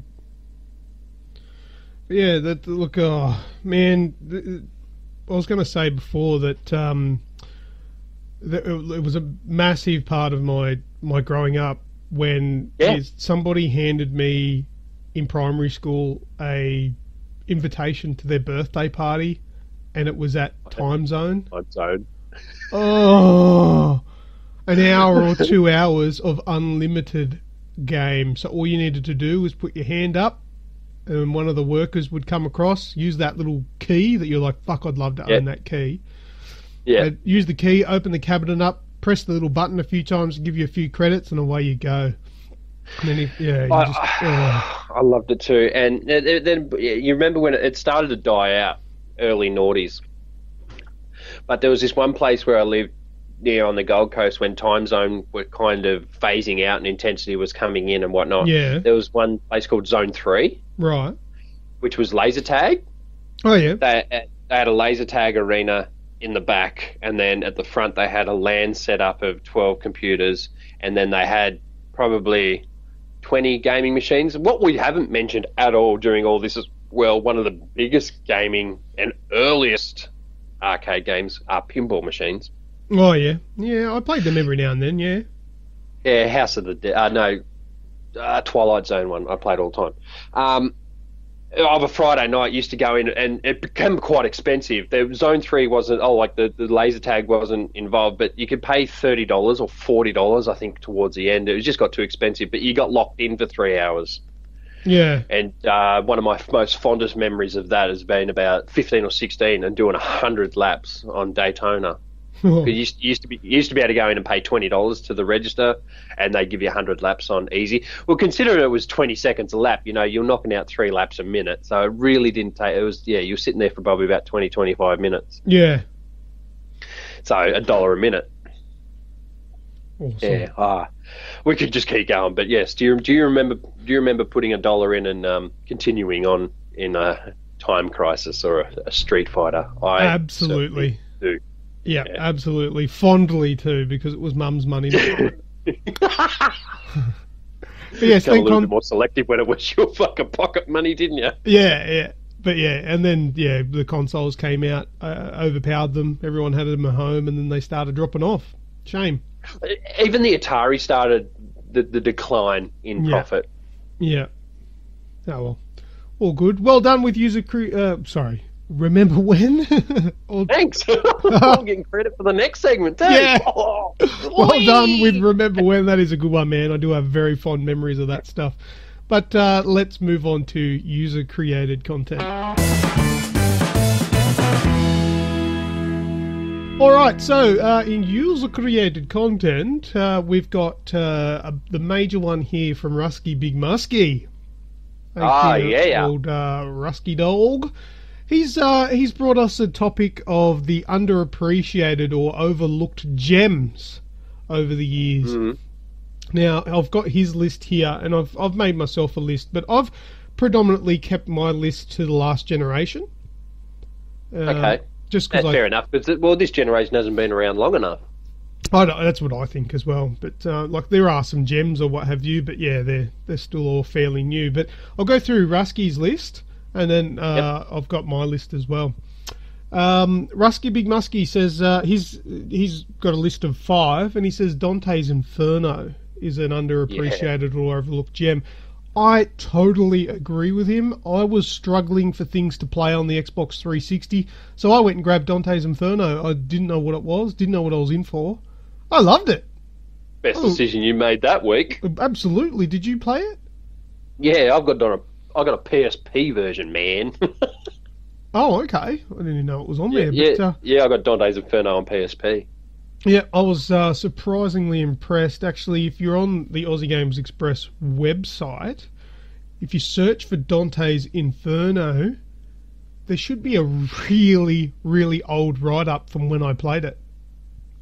I don't even remember what I wrote about it, but I remember I had the title I changed to Dante's Porno. Yeah, there was. Well, it's because of the whole satanic and hell side of things, because they often associate the devil with erotic notions as well as vampirism. So there's a lot of boobies in there and all that sort of stuff. And I think there's some of my actual gameplay up on our YouTube channel as well. If you even go and search for that, you might find some real old shitty videos from me then. So, but yeah, I agree, absolutely. Because it didn't really get much notoriety, and it didn't get a sequel or anything like that. It was just, there's your game, that's it, forget about it. Have you seen the anime? I know I intended on it. I don't think I ever did. Good. It's good. Oh, I thought it meant good as in you haven't seen it. No, it's good. Yeah, I remember, and I found it. That's right. I remember I was going to buy it on eBay, but it was like $60 back then. Yeah. So I never bought it. Anyway, I'll look into it and try and watch it, because I reckon that would be good, because I really do like the story of Dante's Inferno, because it's like what is it? Is it the 9, 6, 9, 12? I don't know. Rings of Hell. Yeah, something like 9. that. And you go through all these trials, something, and because you. Oh, are we allowed to spoil it? Are we allowed to spoil bits of powder? Oh, it's that old. Yeah. Because you cheat on your wife, right? Yeah. But you don't really know whether he did or he didn't until like the end. Because I'm thinking, he's saying he didn't, but he's like a typical bloke, and he's like, nah, never happened. No, I don't know what you're talking about. Deny. And then I think you find out that he actually did. He cheated on his wife, which is a sin, and fucking goes to hell and all that sort of shit. But it's real good game. It's very Diablo-esque, yeah. Yeah. With hack and slash sort of DMC. Yeah, it's third-person action hack and slash. Well, it was, with RPG aspects, yeah. Because it's like, I think it's, the 11 Rings of Hell, because it has the 7 deadly sins as well as other bits and pieces. Yeah. Hence the lust of the cheating. Yes. Yeah. But no, look, it's a really good game. If you haven't played it, I reckon, it's been a while, but I reckon it's going to stand the test of time. I don't reckon that'll be too bad to play today. I actually wouldn't mind a remaster of that. Yeah, it'd definitely go well. Yeah, very nice game. And the cutscenes are back in the old school where you had the game, but then the cutscenes were like real high quality, like Blizzard does, a real high quality animation. Yeah, and Final Fantasy in that time. Yeah, exactly like that. Yeah, it was real nice, awesome game. The next one that Rusky's got is Remember Me. Now. That popped up on my download list as a PS Plus title on the PS3, but I never, ever played it. Yeah, I played it a little bit, and it was good, but I really never enjoyed playing the PlayStation 3. If it was on the Xbox, I probably would have played it more. But I just never. I didn't like the controller. I didn't like the interface. I didn't like turning the fucking thing on. I didn't enjoy it. So I think that's what killed it for me. But I did play Remember Me a little bit because it was a Plus title, and it was good for what I played of it. It was. What happens in that? Like you've lost your memory, and it's all about like using all these weird devices to manipulate memories to find out what people know about things, and there were some really cool mechanics in there. Great game, totally agree with you, but not many people have played it, and I only played it a little. I didn't give it the justice that it deserved either. Third one from Rusky is Lost Planet 3. I played the original Lost Planet. Didn't play all of it, just played a little bit. Didn't really like it. It was the gameplay, but that's an old game now. Lost Planet 3 probably, he says that's the best one. I could probably see that over the first 1, 2, and 3, it probably did get a lot better and probably worth playing, but I never got around to it. Have you played that one? No. You've heard of it though, right? Yeah, absolutely. Yeah, I've seen videos on it and everything like that. Yeah. Yeah, it's all snow and dead spacey. Yeah, like that's what it looks like. Dead Space in the snow. Fourth one that Rusky's got is Binary Domain. Never played that. No, I've heard of it, and I've been told different things about it. I've heard that it's terrible, has bad voice acting, and all that sort of stuff, but apparently it's not a bad game. So there's a lot of games that you can get good gameplay out of, even though it is shit. Like the story's crap and all that, but it might be fun. Like, Watch Dogs. I'm not going to be able to think of the title of the game, but there was a game that I played a while ago where you had this glaive. I gave away a few free codes to this game because it was so brilliant. You had this thing that was called the glaive, which is basically a massive ninja star, and you could throw it like a boomerang and it'd come back and all that sort of stuff. It was awesome. You could chop people in half. The game was rubbish. Like, it was shit story, didn't look all that great, but the gameplay was sick. Throwing that glaive it was so satisfying that it was a great game. And I'm not going to be able to tell you. Hang on, let me Google it so I can tell you. Not Warframe. No, but it's similar to that. Dark Sector. Dark Sector, yeah. Dark Sector is the name of that game. It looked cheap. It looked terrible, but awesome. That should be on my list. Dark Sector. So I'm going to throw that onto my list as well. For me, one of the most underappreciated games that is actually pretty good is Dark Sector. Check that out. PS3, Xbox 360, and PC. Last one Rusky's got is Deadly Premonition. Have you played any of those? No. No, me neither. I don't know a terrible lot about it. Deadly Premonition. I'll quickly look it up, see what it is. Deadly Premonition, known as Red Seed's Profile in Japan, is an open-world survival horror video game developed by Access Games for Xbox 360 and PlayStation 3. Open-world horror? Like Silent Hill. Oh, okay. Yeah, fair enough. It actually looks a little Silent Hill-ish from the screenshots I can see as well. But I've not played those, but I don't know, it might be worth giving it a kick if maybe it might be in backwards compatibility on the Xbox One. I don't know. Might be worth having a look at if it is. Yeah. There you go. That's. You said that you played, didn't play? Didn't play. I knew of it because it was around the Silent Hill time or a bit after. Right. But yeah, I knew of it. Got 6 out of 10 on Steam, 10 out of 10 from Destructoid, and a 70% Metacritic. It's funny, but he makes a reference there, like it's like a good B grade movie. Yeah, and it is. Yeah, I love me a good B grade movie. Yeah, me too, actually. But yeah, it seems that a lot of these games that don't get a lot of love generally reviewed well, which is strange. Because it's a niche. You know what I mean? Maybe just the reviewer was the right audience for it, but wasn't wake up on the overall left loved. side of it. Yeah, maybe. But anyway, I've got a few picks. Number 1 for me, or number 5 for me, whichever way you want to go about it, but they're not really in any order, was Homefront, the original Homefront in 2011. Oh, well. Did you play that? No. That was fantastic, which is why I was so disappointed with the latest Revolution, or whatever it is. Yeah. Basically, Homefront released into a world where Call of Duty and Battlefield were kicking ass in the first-person shooter genre, so they really didn't have much of a chance going on.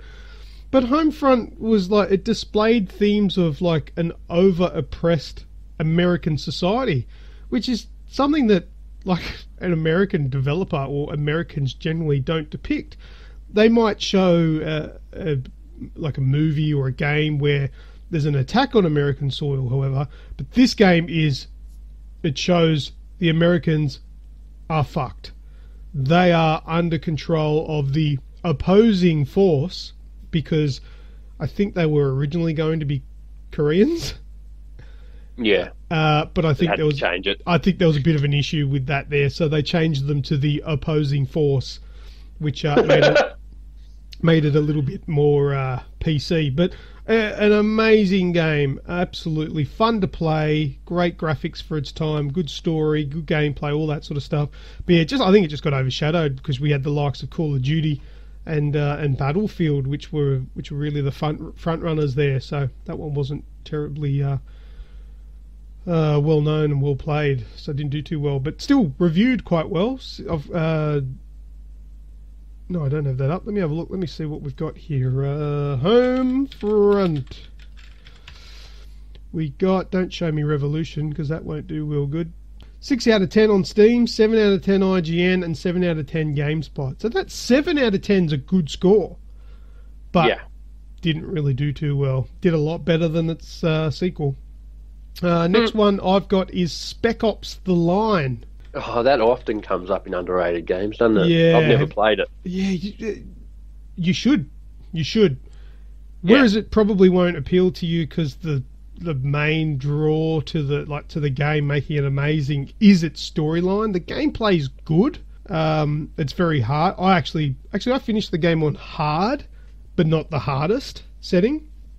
Because I played it the first time round just on normal, but I revisited it and played it on hard, and I almost died in real life because it's that stressful. But the storyline is so hard hitting. Like, despite it receiving brilliant scores of 9 out of 10, 8 out of 10, it never did so well because I think it was because you had to actually go through the whole game to get the scope of it.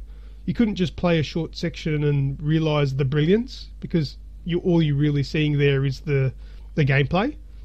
Yeah. Which is no different to really any over-the-shoulder third-person shooter, really. It had a little bit of, they did advertise it with active environments where you could use the sand in the deserts, because it's set in Dubai. Use the sand in the deserts to your advantage by making it causing landslides to hit enemies and all that sort of stuff. But that really only happened like once. Oh, so okay. It was a bit disappointing, but the story was so amazing. That ending was great, and there are so many moral choices throughout the game that you're like, oh my god, and things that you're doing at the time that you don't actually realise the scope of what you're doing until it's pointed out later. And I'll spoil a little bit for you. You're playing as like a team of like special ops guys, spec ops guys in the Middle East, in Dubai, and the war and the horror gets to you, and what you're seeing isn't necessarily what's going on because you're going a little bit mad. That's pretty cool, though. So there are occasions where you're doing things because you're like, no, like, yeah, quick, do this. It's the right thing to do. And while everybody else is watching you going, what the fuck are you doing? And it's not till throughout the game where it starts to click. And that's why I mean the ending is when everything hits home. You're like, fuck, is that what I've done? Is that what happened? And it's brilliant. Absolutely brilliant. If you ask anybody that's played Spec Ops: The Line and say, oh, how about that white phosphorus? They're like, oh, fuck, the white phosphorus. Yeah, that's like a defining moment in the game. So I recommend playing that. If you don't want to go back to the PS3, it's on PC. Give it a go. My next one is Kingdoms of Amalur: The Reckoning. Have you played that? No. Now, that one would probably be more up your alley, but you may not enjoy it for the following reasons, I guess. The way I described Kingdoms of Amalur is a very, very good place to start if you want to start playing games like Skyrim. It's kind of like an entry into a role-playing fantasy game, yeah. So it's that kind of game where you can make your character. You can be all like beefcake with all the armor and all that sort of shit. You can use magic and all that sort of stuff. But it's very, very easy to learn. So some people that do love Skyrim may play it and think that it's dumbed down. But then some people might play it and go, I like this because I get it. I get the idea. Yeah. So I played that back in 2012, and although I just played the game and finished it and loved it, it's not something that I'll go back to, but I have fond memories of it, and I only played that game because I think it came out at a time when there wasn't much to play. Yeah. So I got it just to see what it was like, and I actually liked it. And I never really liked games like that, especially back in 2012. So that was a good game. Steam reviewed 9 out of 10, IGN 9 out of 10, and an 81 Metacritic. Yet many people have no idea what it is. I think it was a Games with Gold game on the Xbox as well at some stage. My second last one is Mafia 2.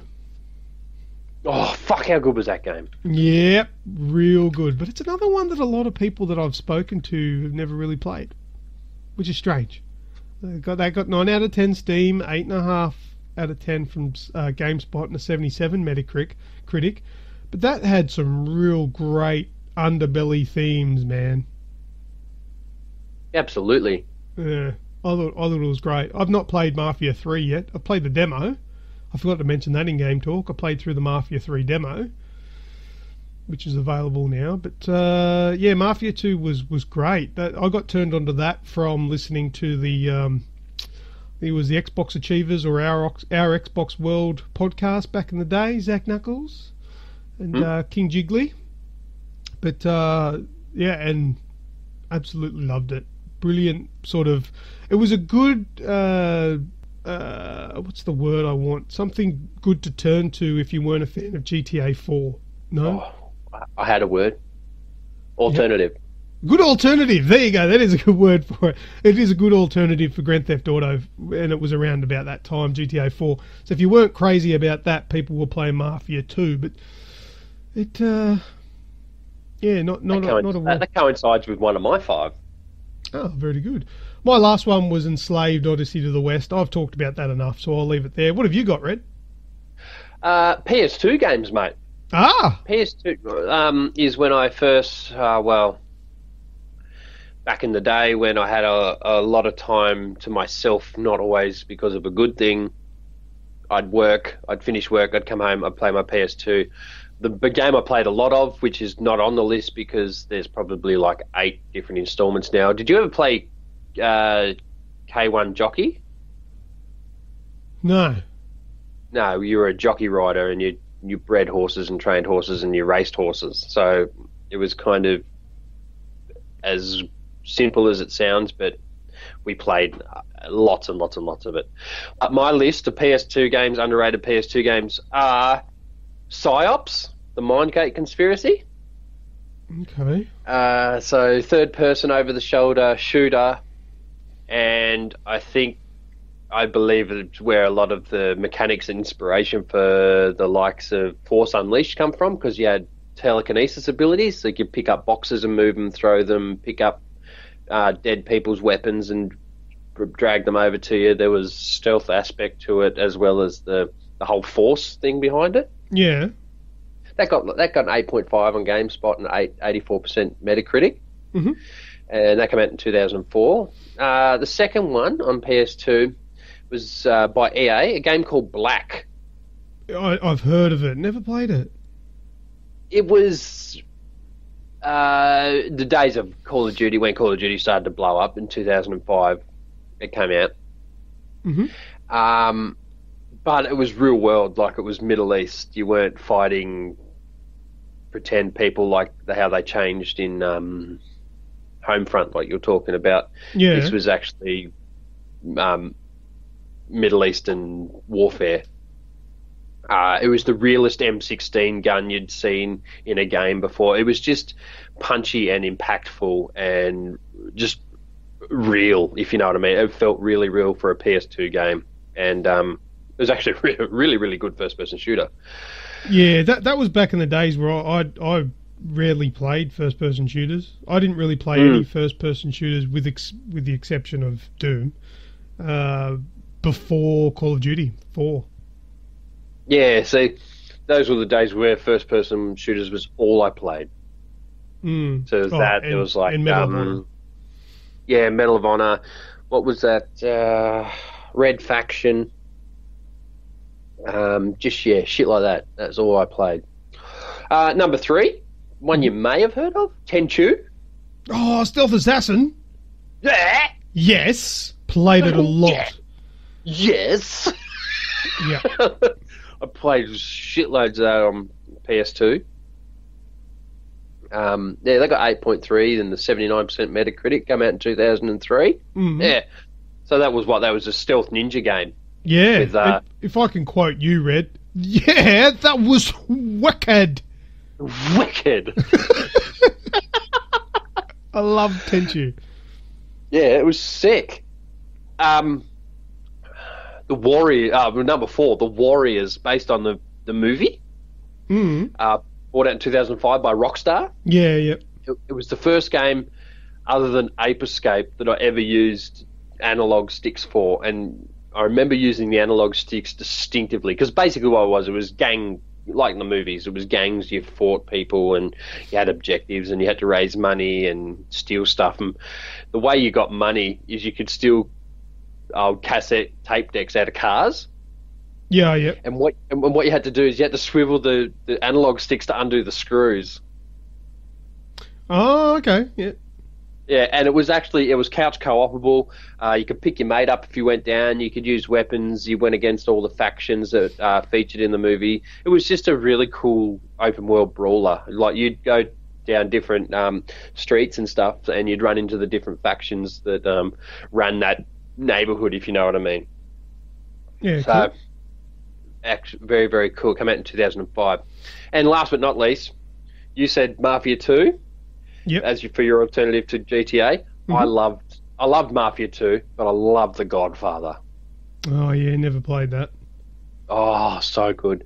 Just the way you could go in, and I think it may have even featured in Mafia 2. I'm not sure, but you had to not win like interrogate someone, and they wouldn't give up the information, so you'd give them a good old belting. But you could push it too far where they'd shut up shop and run away and not talk to you, but you could hit that sweet spot where you flog them enough, they cough up the information, and you'd be able to negotiate your share in their racket, if you know what I mean. Yeah. You keep punching them in the gut, you get an extra 5% of the cut, 5% of the cut, and then they'll go, nah, fuck you, you're not worth it. Oh, okay. So it was all about beating them to within an inch of their life, or within an inch of their tolerance of getting the shit kicked out of them. Like, I've had enough now. Bye. I'm going to hang around for 87% of my cut from the monthly racket takings, but you go 1% higher, I'm fucking off. Yeah. That's it, too much. It was really cool. It was the whole mobster gangster theme, taking over sections, underbosses and lieutenants and everything like that. And as you said, that and Mafia gave a real 60s, 70s feel to GTA. Your cars wouldn't go that fast, and there wasn't heavy emphasis on over-the-top violence and action like that, but it was, a lot more, what do they call it, organised crime. Yeah. So, yeah, that's my 5. PsyOps, Black on the PS2, Tenchu, The Warriors, and Godfather. Wicked. Lovely. All right, good stuff. I love my PS2, mate. It was my best friend. I'd get up, go to work for 12 hours, come home, play PS2, go to sleep. Nice. Awesome. Rinse, repeat. Right. Well, thank you very much, Rusky Big Muskie, for that user-created content there. I'll quickly mention Adam Ryle's one before we move on to What's That Sound. He's been playing Overlord on the 360, and he loves it. Yeah. He's got Overlord 2 on the ready as well. Just wondering if we've played it before and what are our thoughts. I've played Overlord 2 on PC, I think it was. That's like it's like Pikmin. Have you ever played Pikmin? Yeah. It's like that. Yeah. You get your little minions, and certain minions can do certain things because they're fire resistant. The other ones might be cold resistant or whatever. Yeah, good game. Real good game. But I've not played them in a while. I did do it a little bit on PC, but I enjoyed them. They are a good game. I didn't play it a lot, so I didn't like finish it or anything like that. But I can appreciate that it was pretty damn cool. So you enjoy that, Adam, and it may inspire me to play it a little bit at some stage. But yes, all right, Red. Shall we do What's That Sound? On one condition. What's that? You don't play this week.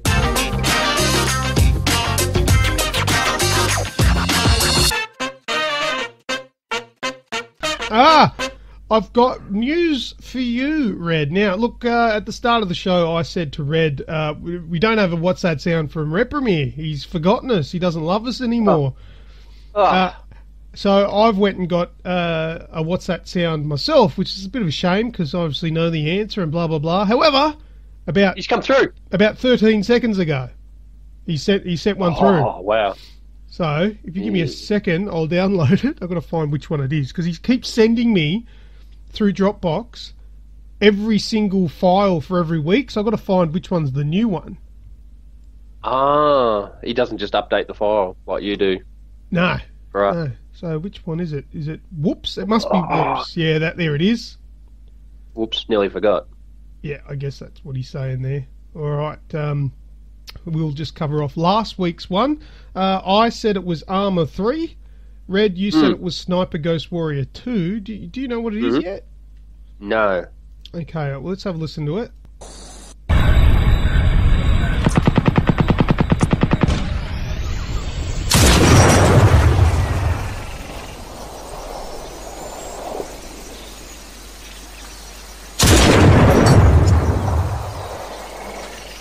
Alright, so that one was actually from, neither of us were correct, it was from Crisis. It was the precision rifle. Okay, never played it. Oh, I have, but I only played it a little bit to try out how good it looked on the PC, and I don't think I ever had a precision rifle. But there you go. So that was last week's one, Crisis. So this week's one is titled Whoops, because he forgot. He almost forgot us anyway, but he had enough time. Let's have a listen now. Get about it! You mother... You are pissing me off! I don't know what that is. Forget about it. You mother... You're pissing me off. You mother... You are pissing me off! Get about it! You mother... You are pissing me off! Oh, it sounds like a game where you would be stationary. You wouldn't move. So I don't think it's a traditional game, so to speak. And traffic driving past... Hang on. Get about it! You mother... You are pissing me off! You got any idea? Crazy Taxi? Oh, I don't know. Get about it! You mother... You are pissing me off! It might be. No idea. Yeah, Forget about it. It's time to make some crazy money, or whatever it was. I don't know. I don't even have a guess for that. I have no idea. I've not heard that before. Nothing's familiar. So, yeah, I don't know. You can go with Crazy Taxi if you like, Red, because, I don't know, you're probably right. I wouldn't have a clue. I have no idea. Yes, this whole what's that sound thing's pretty hard, man. We've got... We're in April. I don't know how many episodes we've done, and it's still stuck on 2-all. That's our scores. It's 2-all, man. What's going on? Used to be a lot easier when I did it. Yeah, we don't play many. Yeah, we don't play many video games, obviously. Yeah, well, Jason's obviously in a special category with the games he gives us. All right, but if anybody at home thinks they know... Nobody got last week's sound, by the way. Jason, no. Cut the shit. Make them easier. I don't even care if you start just giving us stupidly easy ones. Here, listen. You want to listen to my one? Current generation. Yeah. Listen. Have a listen to my one. This is the one I was going to have. Do you know what that is? Quick. Go again. No.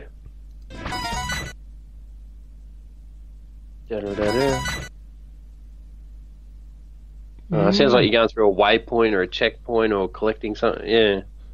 Yeah, you're on the right path. Yeah.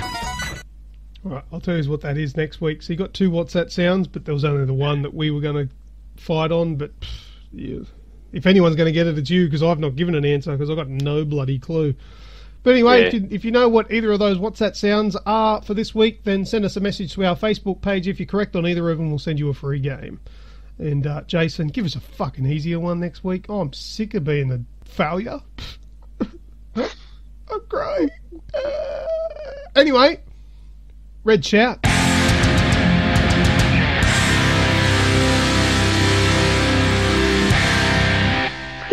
Nice. Okay, so as we touched on earlier, your PlayStation died, and you opened yourself up to a little ridicule and some helpful hints and some supportive people by posting it via Instagram on the page. Yeah. So, first and foremost, there's a few people on here that have felt your pain, like Henry Stevens and Kyle Kazza-Williams. They understand how it feels because it's happened to them. I believe there's someone here, they bought 6 since release date. There's only 6 one. this is unscripted, of course, because we're going through it. Yeah, I don't think he But bought 6, but he's on his 6th console. They've played up that many times. You'd want him to die every 18 months, wouldn't you? Brand new consoles, not having to pay for him. There was a little thread there where Henry Stevens, Joshy Josh, Cameron Mithison, Don Roberts, Tyson Neville Heasey, they all jumped on, tried to give you Reddit-style fixes. You've tried them all, nothing worked, but people were actually jumping on Google and stuff like that, trying to help you out. I thought that was really, really awesome, so that deserves a special shout. Yeah, Paul David Clenant, message of the day. You could say you could have got an Xbox One. Also, he wants a Twitter apology from me for commenting about his grey hairs because I was calling him old. Well, he's also stupid with a comment like that. You should be putting in for your pension, mate. No Twitter apology here. It's a rant. You fucking know better. A, you know better. B, you know better. And C, you asking me for an apology? Jesus. Up the line, mate. It's my mother's fault, not mine. Go hit her up. Yeah, big shout out, man. Awesome. It's always good to have a bit of banter with you because I know you can take it. Blake Bon Jeffrey, thank you. Matt Alexander, PC Master Race. PC stands for politically correct. So yes, we are the PC Master Race here at Aussie Gamers Express.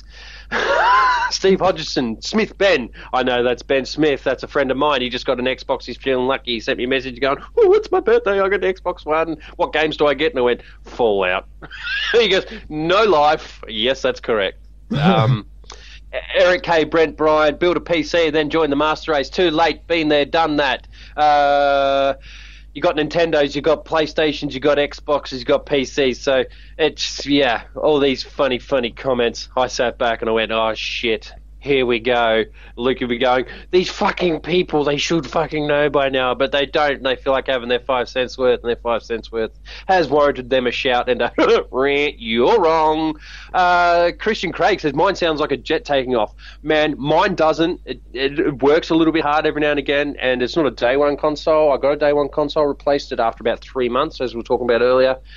My cousin got one around the same time, and he's often comes here because I have internet, and his sounds like a jet taking off, and when you turn it off, it actually sounds like it's landing, and there's clunking sounds, and he's got the nifty byproduct of being able to cook an egg on top, so voila. And his still works. It still works, yeah. Yours just went, nah. Brian Mottram, my day one Xbox is still going strong because you've only had to install 3 games. Reese Boyce, had mine an entire year now. I've only had problems with the controllers. Well, that's a much cheaper replacement option than the console. So I wish you the best of luck for the next 17 months that the generation will last before the Scorpio insists on a PlayStation 5. So if I've missed you, sorry. Keep commenting, keep being supportive, or make a real dickish comment too, because I'll call you out. It's a call you out or a shout out, and it's all in fun. I really, really hope there was a comment there which was suspected to be sarcasm, but even if it is sarcasm and you're sitting there doing a jelly belly laugh at the same time instead of going and stabbing a voodoo doll, then that's all welcome as well, because it's all support and it shows that you're reading and listening and joining in. So regardless of whether you're a sourpuss or you're just a happy-go-lucky sort of mofo, shout out to you all. Thanks very much for joining in on this little conversation about a dead PS4. It's only dead because it gets used. Exactly. Well done, Red. Yeah, thanks, man. You could have fucking called a horse race with that kind of talking. Oh, I enjoy it, mate. I don't know. I can just get into it, let it roll. If I script too much shit, I just get lost and like, Mario, had nothing on Alex the kid, He liked to eat rice rolls. Nice one. All right, well, that was Red Chat. Let's go to last words.